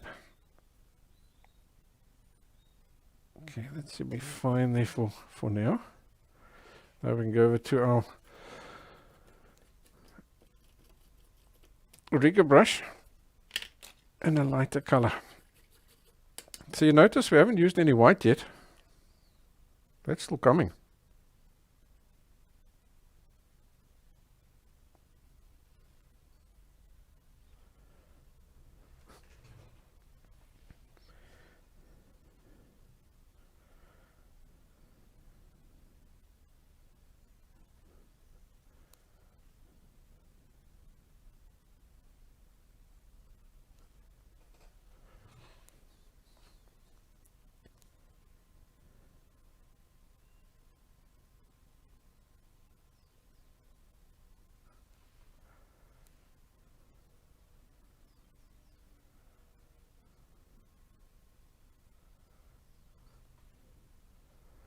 Right, so we're going to sort of just stop around here because we need to do the nose before we can fully do that tie in there.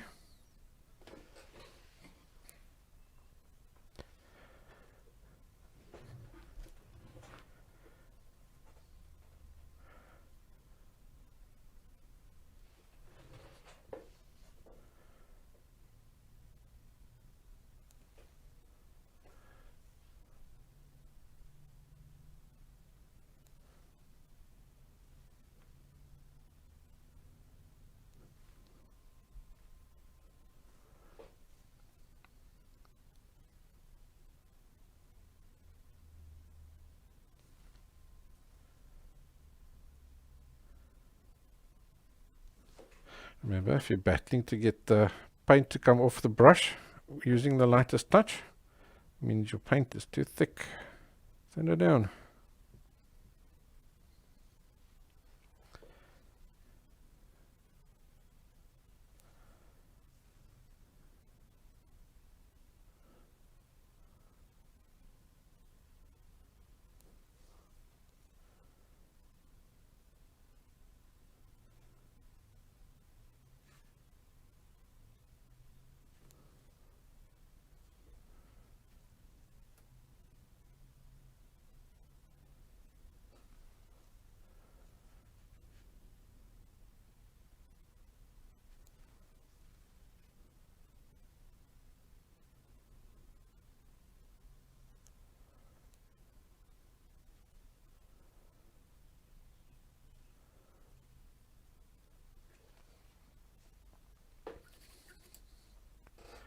Yeah, let's see if we get some of those lovely yellow ochre kind of colors in this vicinity.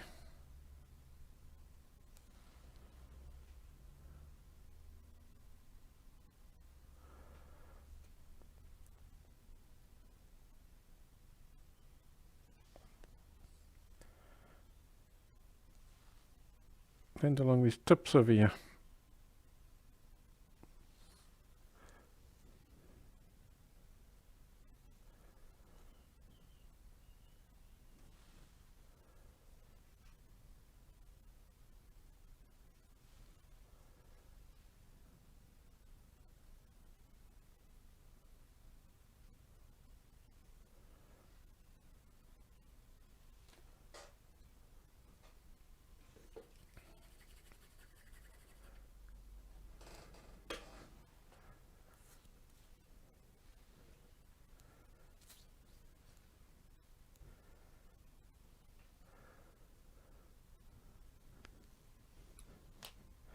Okay, I think let's tackle that nose, then we can tie in all that together. Then our face will start looking quite nice.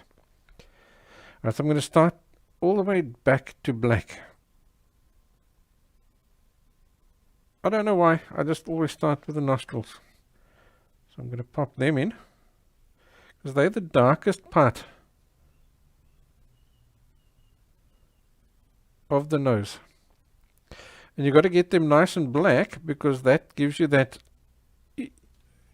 feeling as though you could look inside them. It's darker over there, it's darker over there. Now I'm going to just start plotting out stuff. So now it's back to that raw umber and black mixture. So it's quite dark over here. Maybe we can even use just raw umber.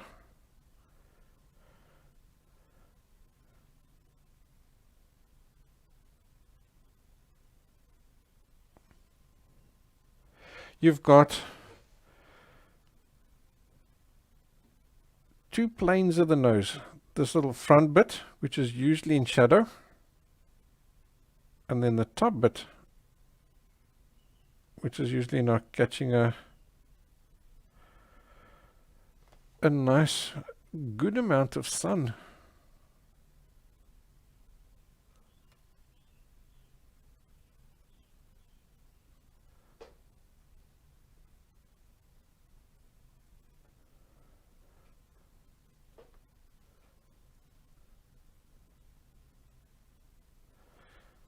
Okay, so can you see how I'm avoiding that, the nostril itself?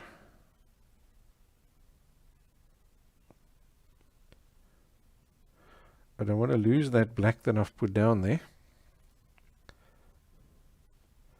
Okay, and there's that nostril wing, goes that way like that.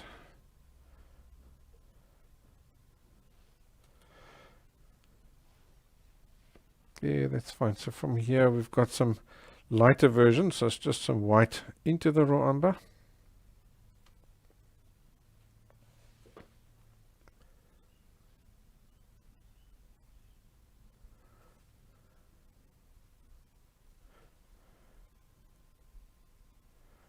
I think that can maybe go a little lighter.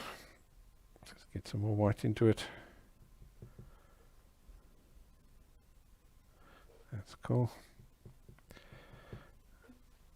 And lots of white and some blue, so maybe even use that,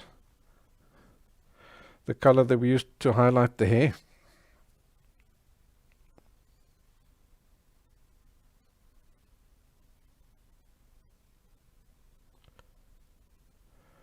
Let's get a nice amount of sun onto that nose there.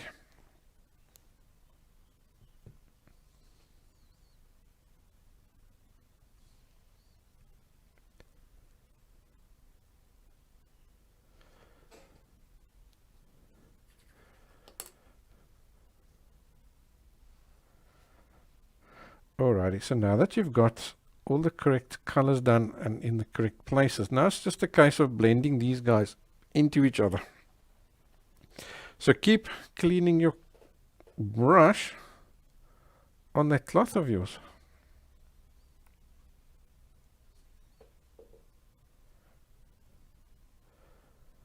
Okay, so why did I avoid the nostril? I need that to be dark, and I need it to have a little bit of a contrast. So now I'm going to take, I can see that color that I put down next to it was just too dark. So I've lightened that up ever so slightly, just enough to give me a contrast between the top of the nostril and the nostril itself. I still want to see a found line over there.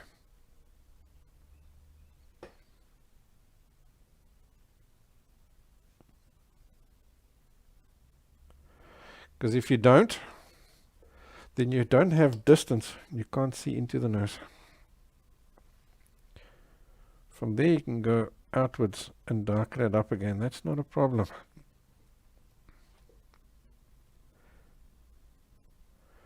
And then we've also got this lovely little reflection on the bottom over there. So take yourself a fine liner and add that little reflection in over there.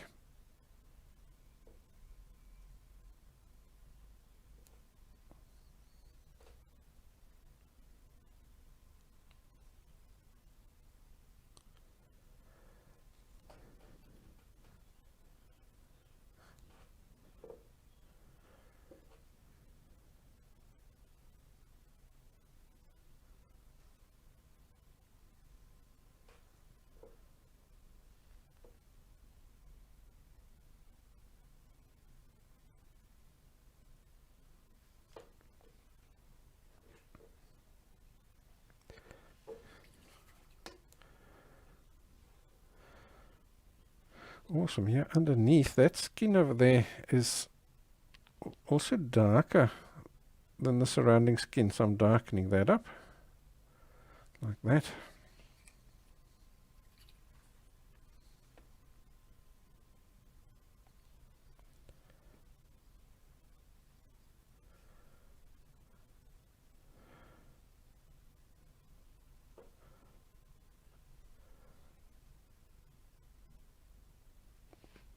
There's a little bit of darkness in that center bit over there.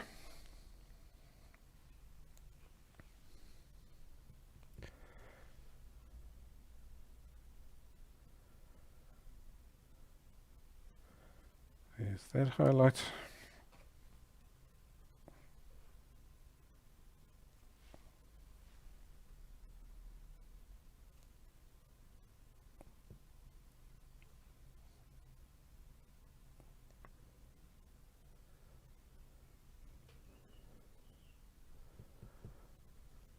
Alright, so now I'm almost using neat white.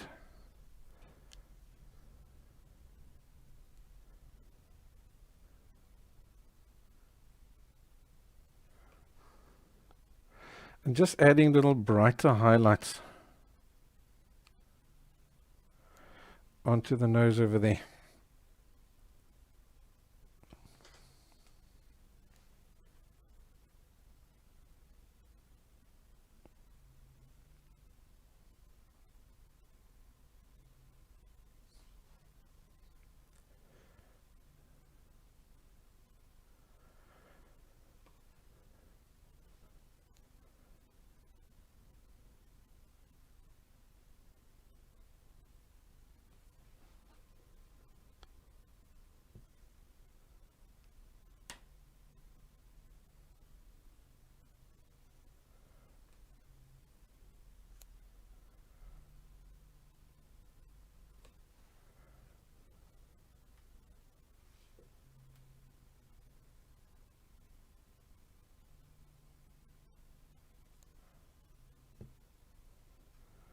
And I'm also just gradually tweaking all these little angles and stuff into the right place. There's a little bit of dark. We've got it on that side, but we don't really have it on this side. Just a little bit of a darkness over there. Just a thin dark line.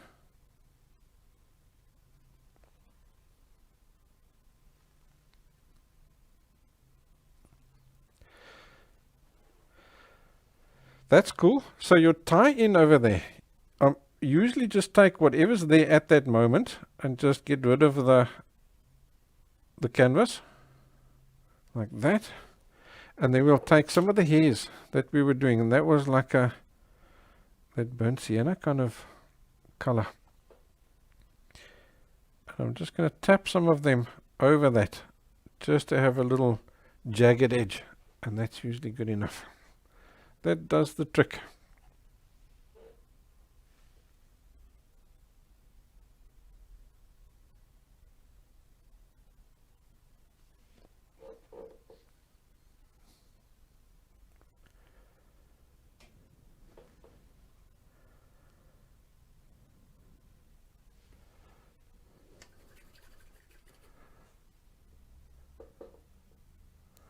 Alrighty, now I'm going to take some white. Let's just get some white down here.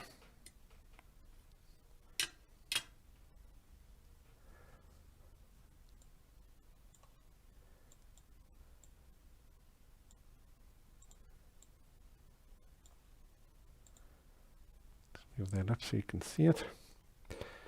And I'm adding medium into it so that he's also now thin as an ink.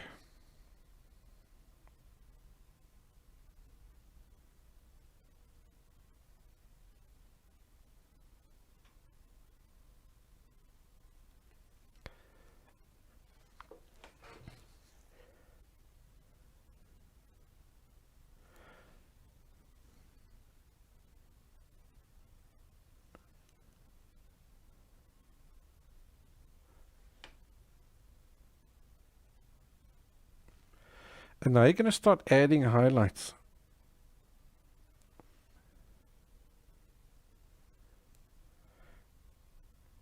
At all the brightest places.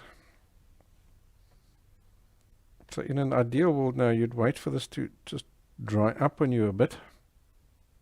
So obviously I can't do that now today, so I'll just continue.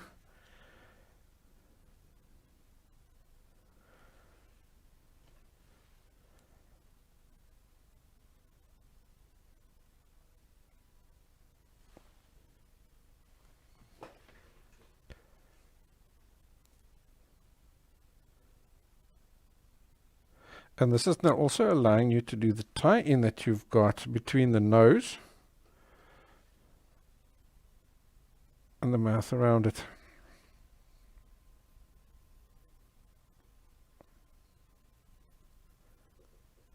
So what's interesting that I've found with the white, it does tend to sort of go a little transparent after it's white, after it's dry. So sometimes you have to just come back and give it another layer when the painting is dry. Because those little final highlights, they look nice and bright now, but they will sort of, when they go transparent, they do tend to darken up a little bit.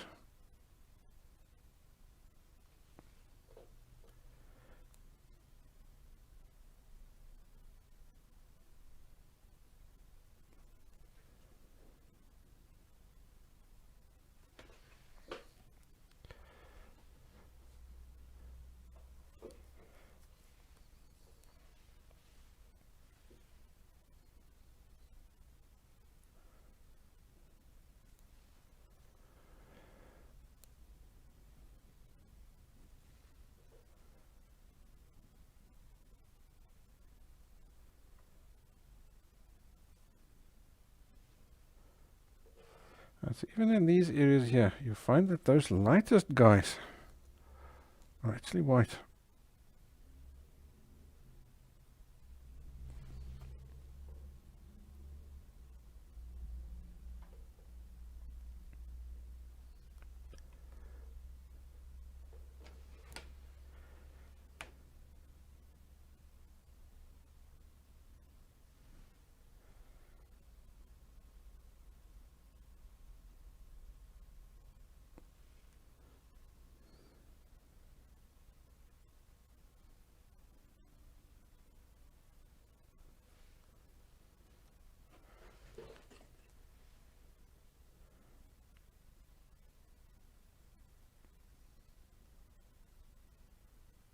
So that just gives you an extra little highlight too that you can add.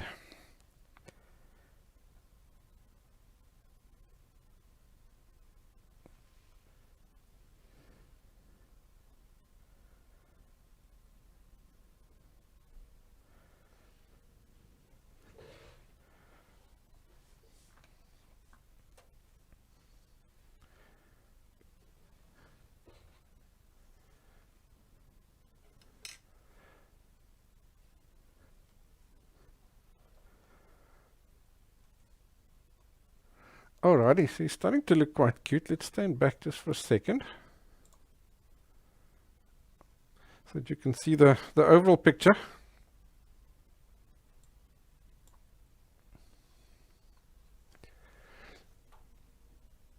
While I move the camera.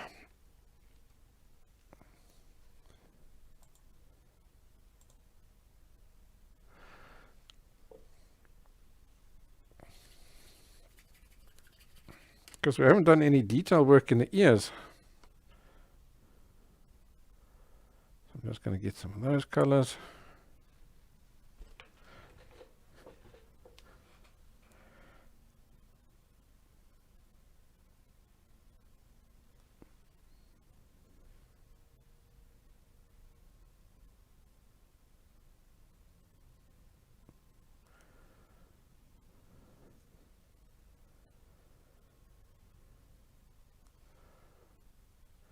So nice light flowing flicks.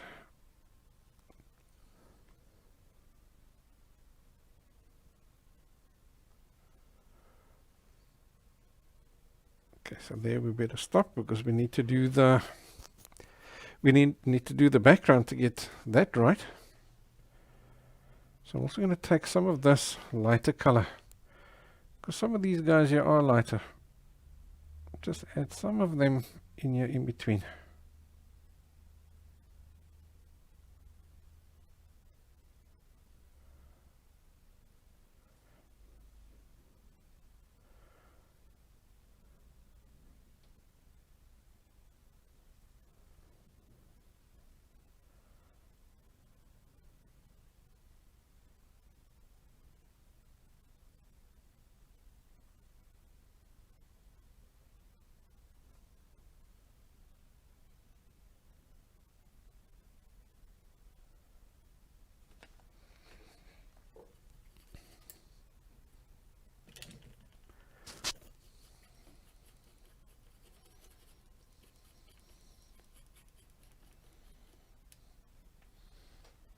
Okay, so the hard work is basically done.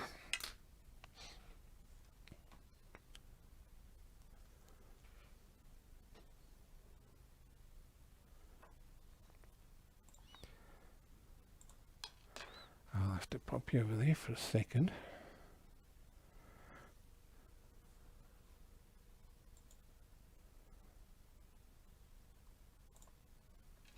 I just want to get some detail into that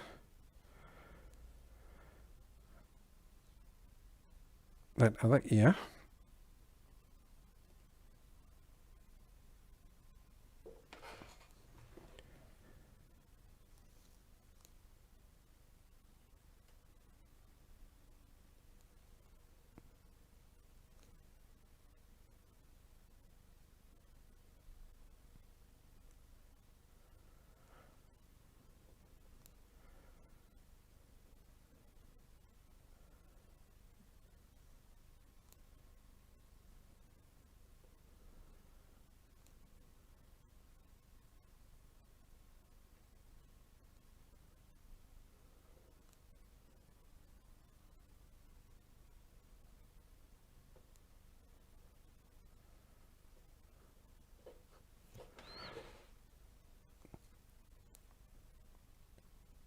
So this is pretty much the same as what we've done before. Just get yourself some texture down there first.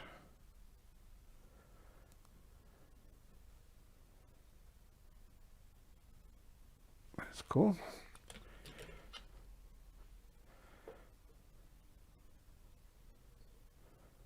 And then you can come back in with the detail.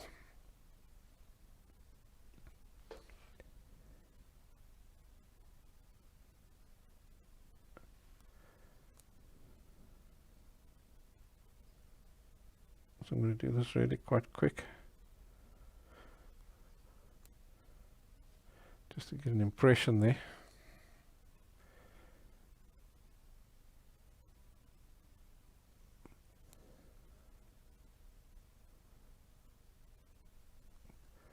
Kind of going to just rush it a little bit, so I'm going to get onto the other stuff.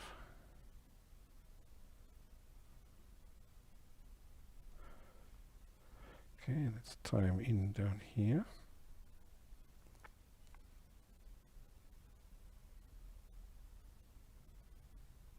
Yeah, that'll do.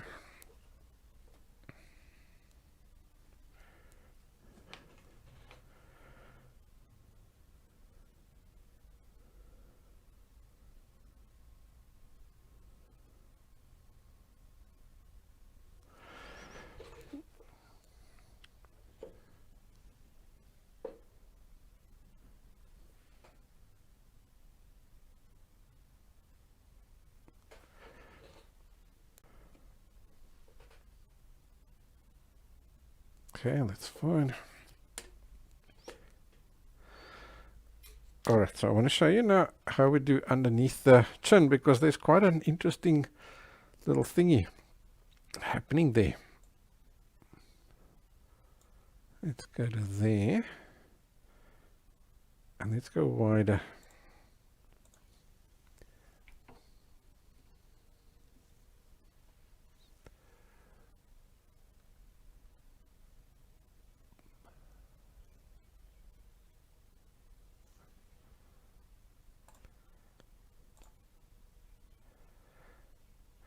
Let's go to there.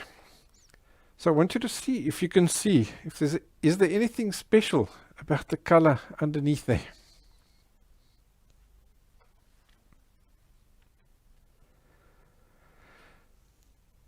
If you look carefully, you'll see that there's a bit of green. In other words, some of the green from the grass is reflecting up onto the underside and in the shadow areas of the raccoon.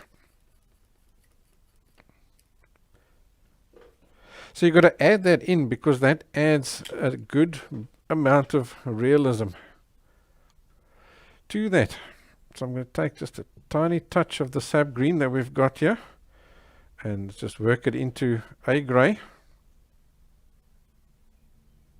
In other words, now we're getting a green grey.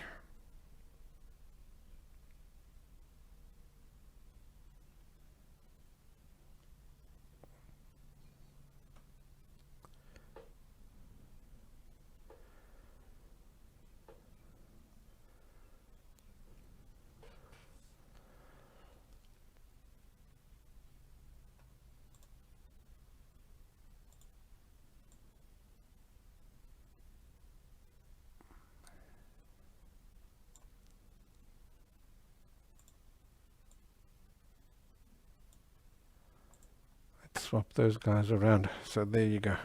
I've just taken this white and some green. There was some raw umber lying there. And they just toned down the value of that green, so it's not so bright.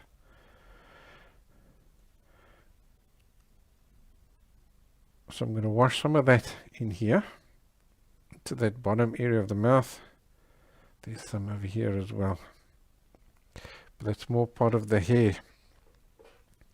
Alright, so let's take raw umber. We've got some raw umber over there. Get some green into that. So it's still dark, it's still raw umber, but it's a green version of it.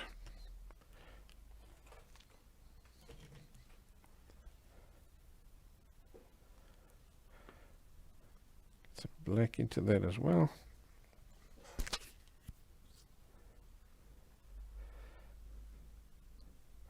Okay, so let's get this nice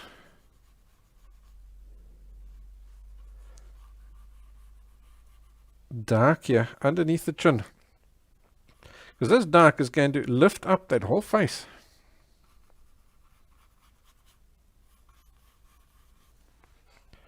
Because what's happening is your face is now casting a shadow into this area here.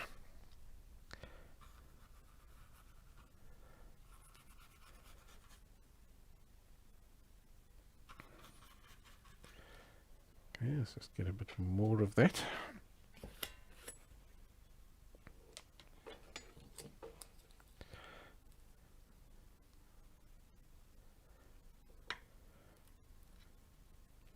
So that's raw umber, some green, and a bit of black.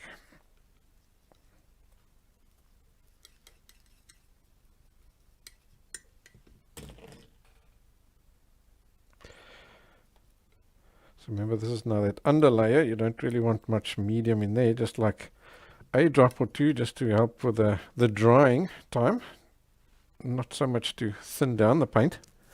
Okay, so now we're going to take the same color. We can run it down here, because all of this here is going to be reflecting that green.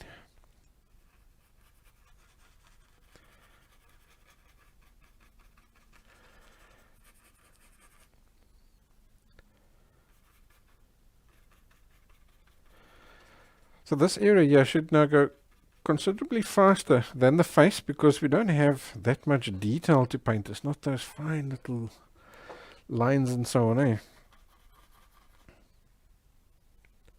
So as before, I'm looking for the darkest color I can see in between the hairs.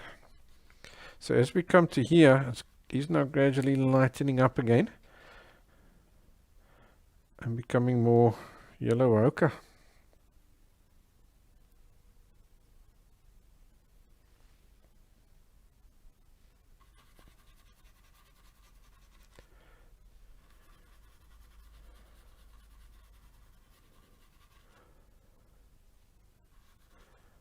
That's fine. There in between there, it's becoming a bit more burnt sienna. So I'll add a bit more burnt sienna. And let's work that in.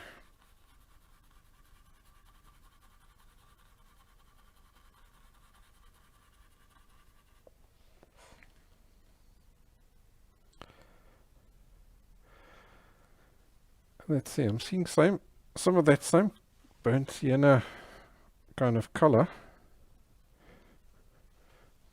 in this area here.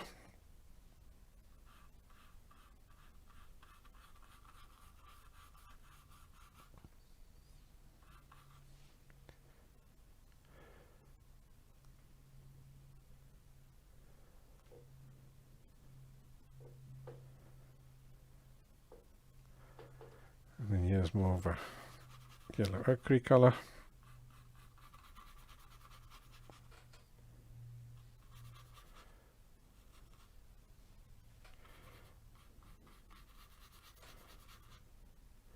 In most of that area there's a nice little highlight underneath the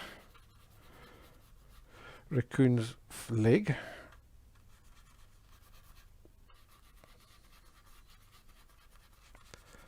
That light continues to there, and then it gradually gets darker.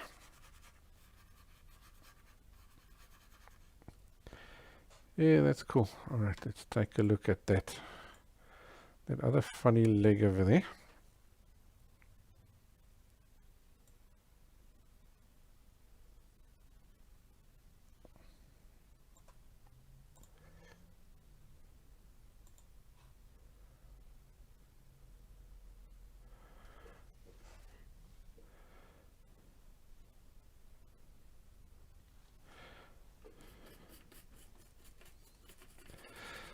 That little leg or tail or whatever on earth that is, I can't even make out what it is.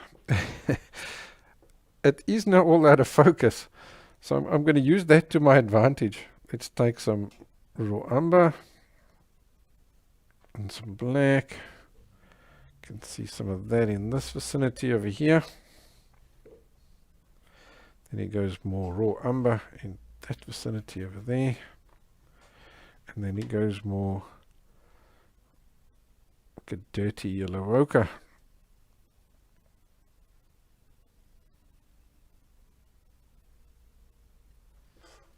Over there.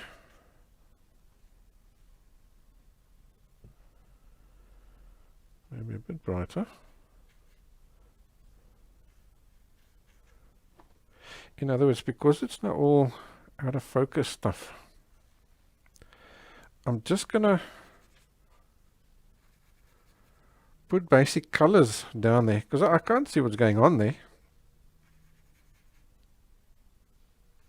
So all I need to do is just create the shape. With it being out of focus, it doesn't matter.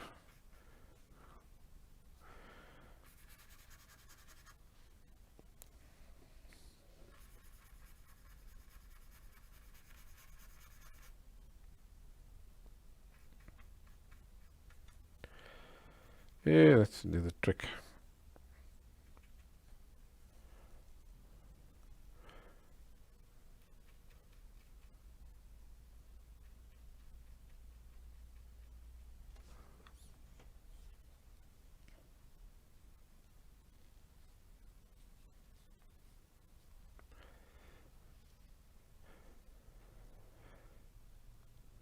Alrighty, let's continue on.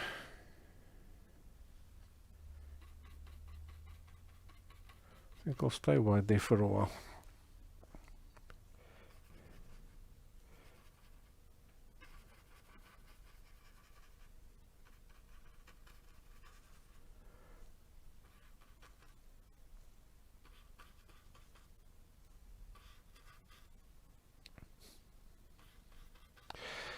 And then I think we'll just leave that foot area open.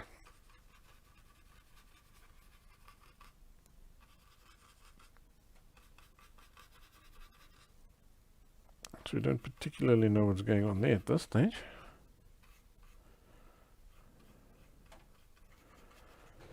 Cool.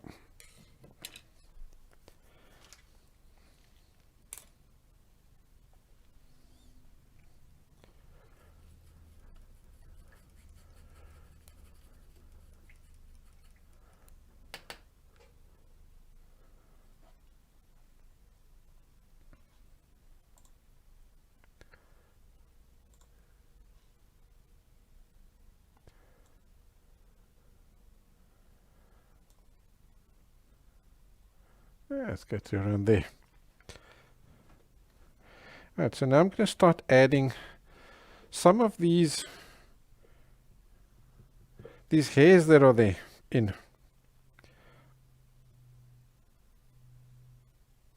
And all of them are going to be tinged with that green.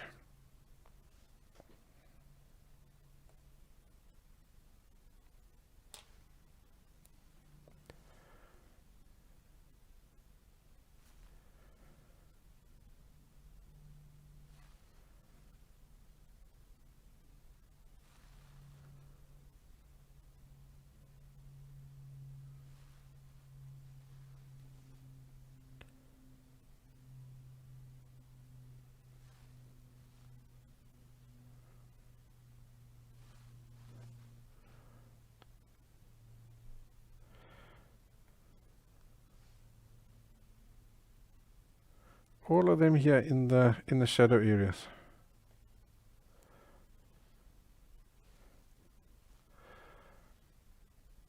Reflected light works like this. Reflected light is light that's bouncing off an object onto another one, right?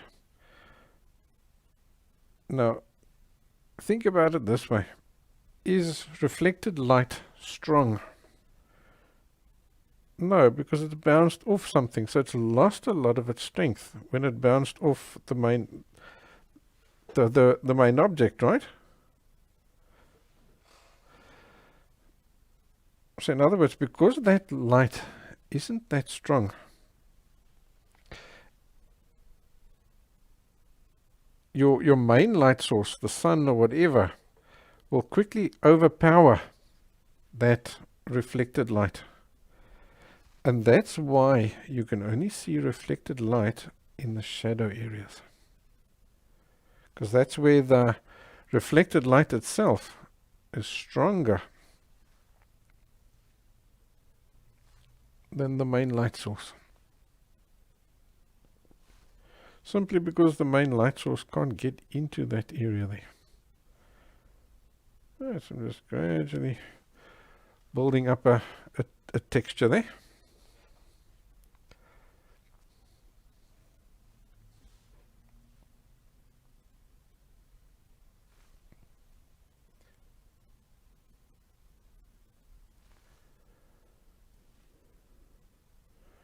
Okay, now as we move to here, we're gradually starting to get light again. So I'm going to gradually start brightening that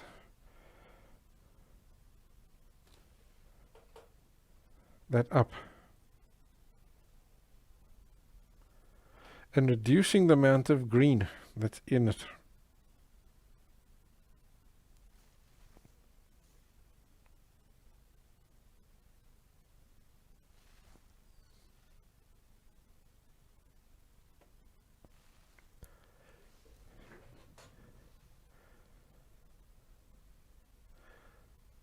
Same out here on this side.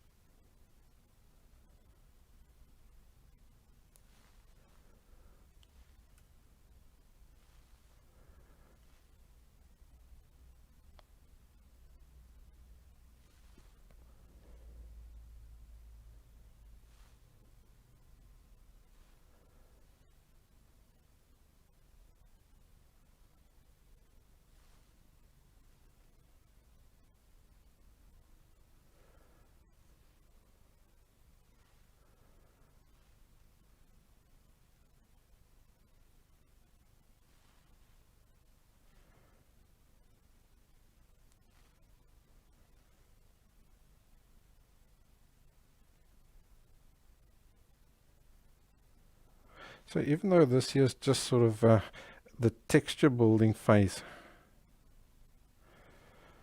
still take your time. Okay, let's continue adding more white, more yellow ochre.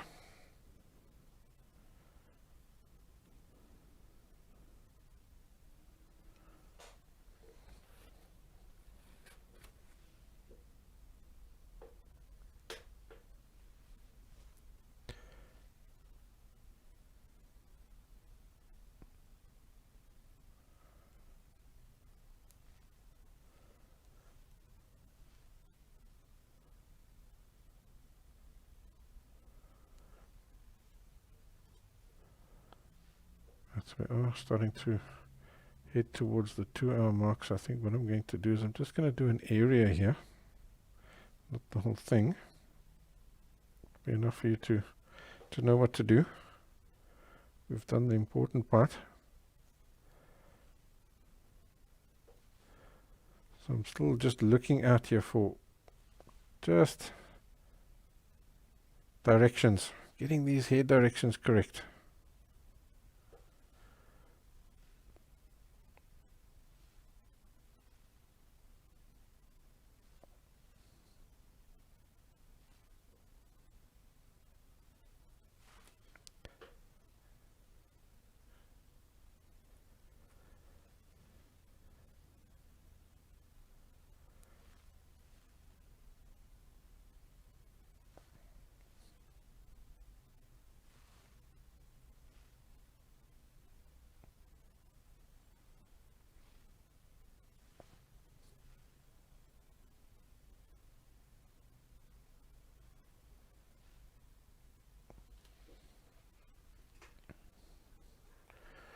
Right, let's stop over there.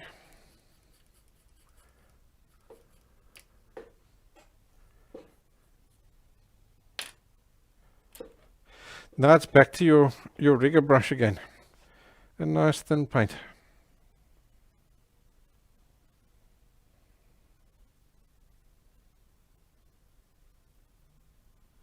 So as before, just keep checking your colors to get your colors right. So the difference here between this and the face is just that you've got longer hairs. So you need to use longer stripes.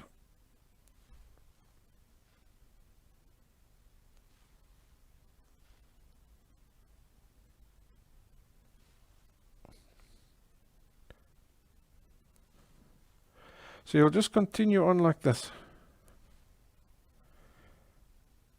adding more and more overlapping hairs.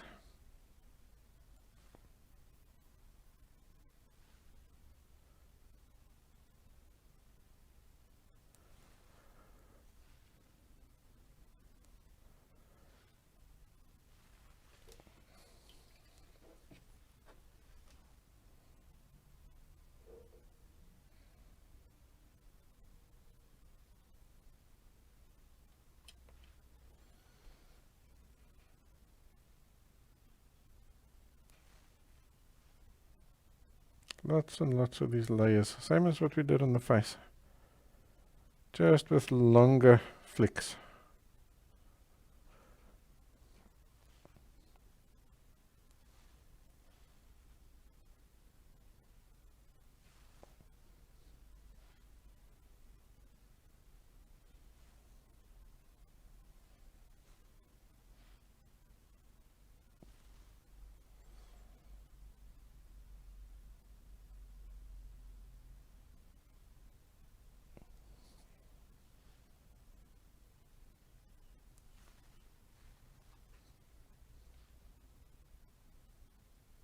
So if you have enjoyed painting the animal with me, the raccoon, I do have a course on how to draw hyper-realistic dogs. It is an acrylic, but it's the same techniques. As you can see, it's exactly the same techniques, and I do have a section to show you how you do it in oil, or the minor differences. So I'll add a link into the chat box there for you. You can go and take a look at that. So if you are a patron, you do get access to the course after a while. So you don't get instant access to it, unfortunately.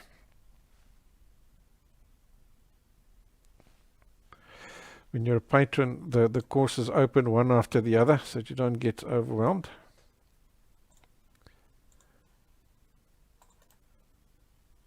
So there are other courses that open before this one does.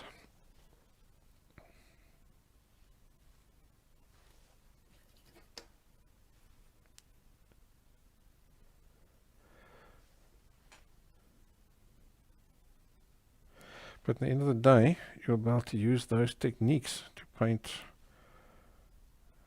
super realistic dogs.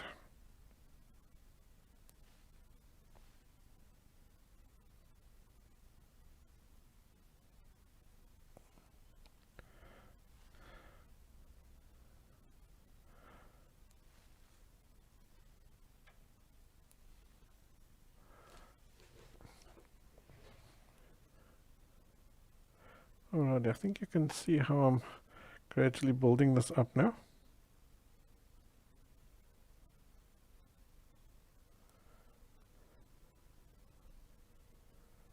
So eventually we've got nice texture over there. Then what you do is you need to tie this in over here, right? So you're going to take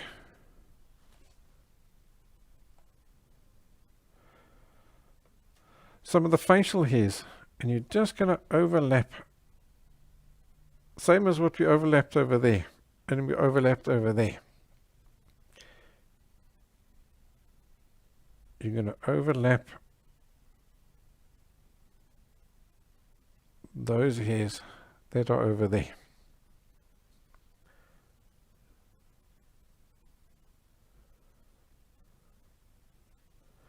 And again, with longer and shorter hairs, until eventually you're overlapping it with whiskers, which are just nice, long,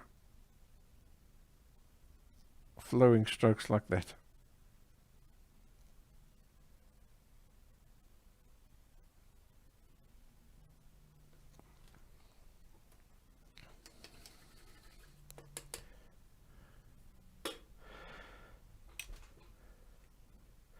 And the same thing happens with, let's go to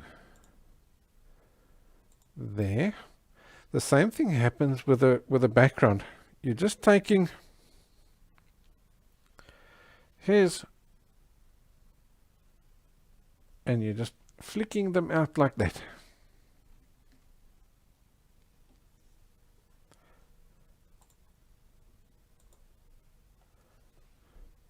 At different lengths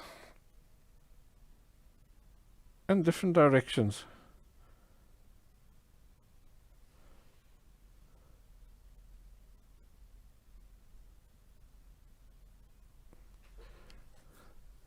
And that then gives you that overlap. So you're going to do the same all the way around the ears, around here, around there, and everywhere. And then he's going to end up looking like,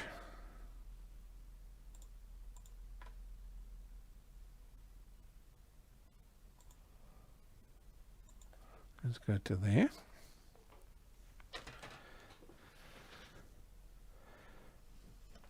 Then you'll end up with him looking like that. Okay, so can you see I've just continued to add more and more layers over there. And then there's your overlapping.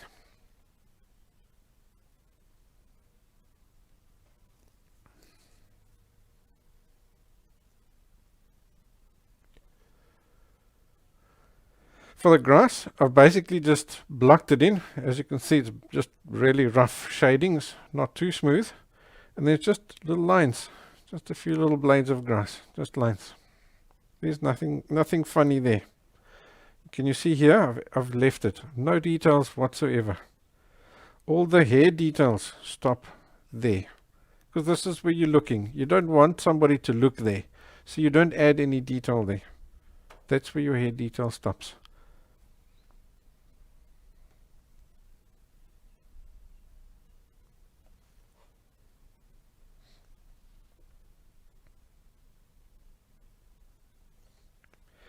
Yeah, so I hope you've enjoyed today's lesson.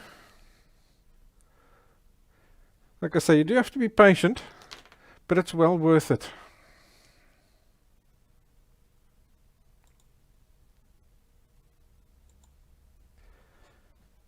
Because then in the end of the day, you end up with a nice, beautiful animal that you can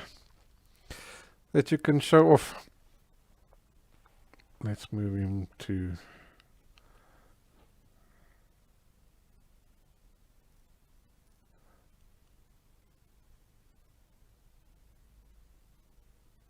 Let's move him to there, then you can see him better. There we go. He's quite a cutie, isn't he?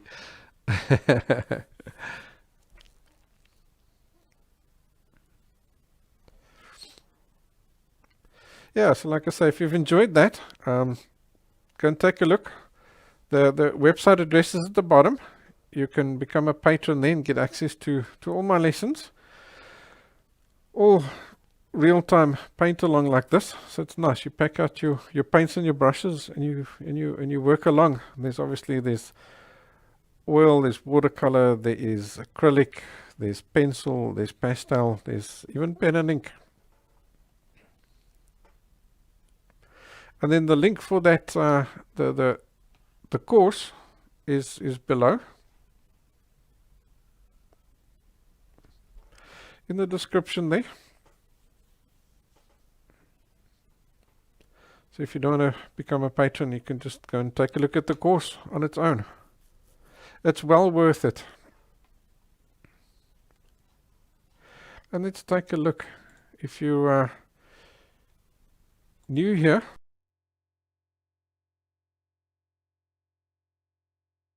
to subscribe. That way I can notify you when new lessons are released. You can obviously head over to the website. I do have a mailing list. Then I'll send you my weekly emails as well, my newsletters.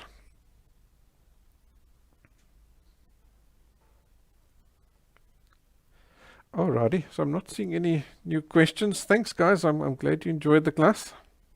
You're most welcome. Hope you have a wonderful weekend.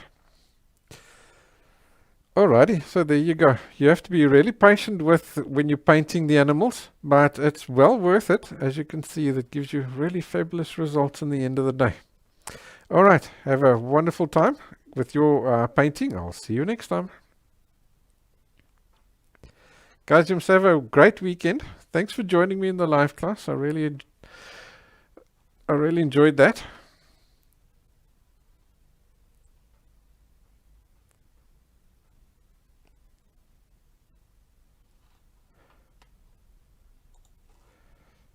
Next week we are drawing snow. I'm going to show you how to draw snow. So it is another mountain scene because we're busy with our landscape series. So I did say we're going to do some a snowy mountain, but it's got mountains and some foreground.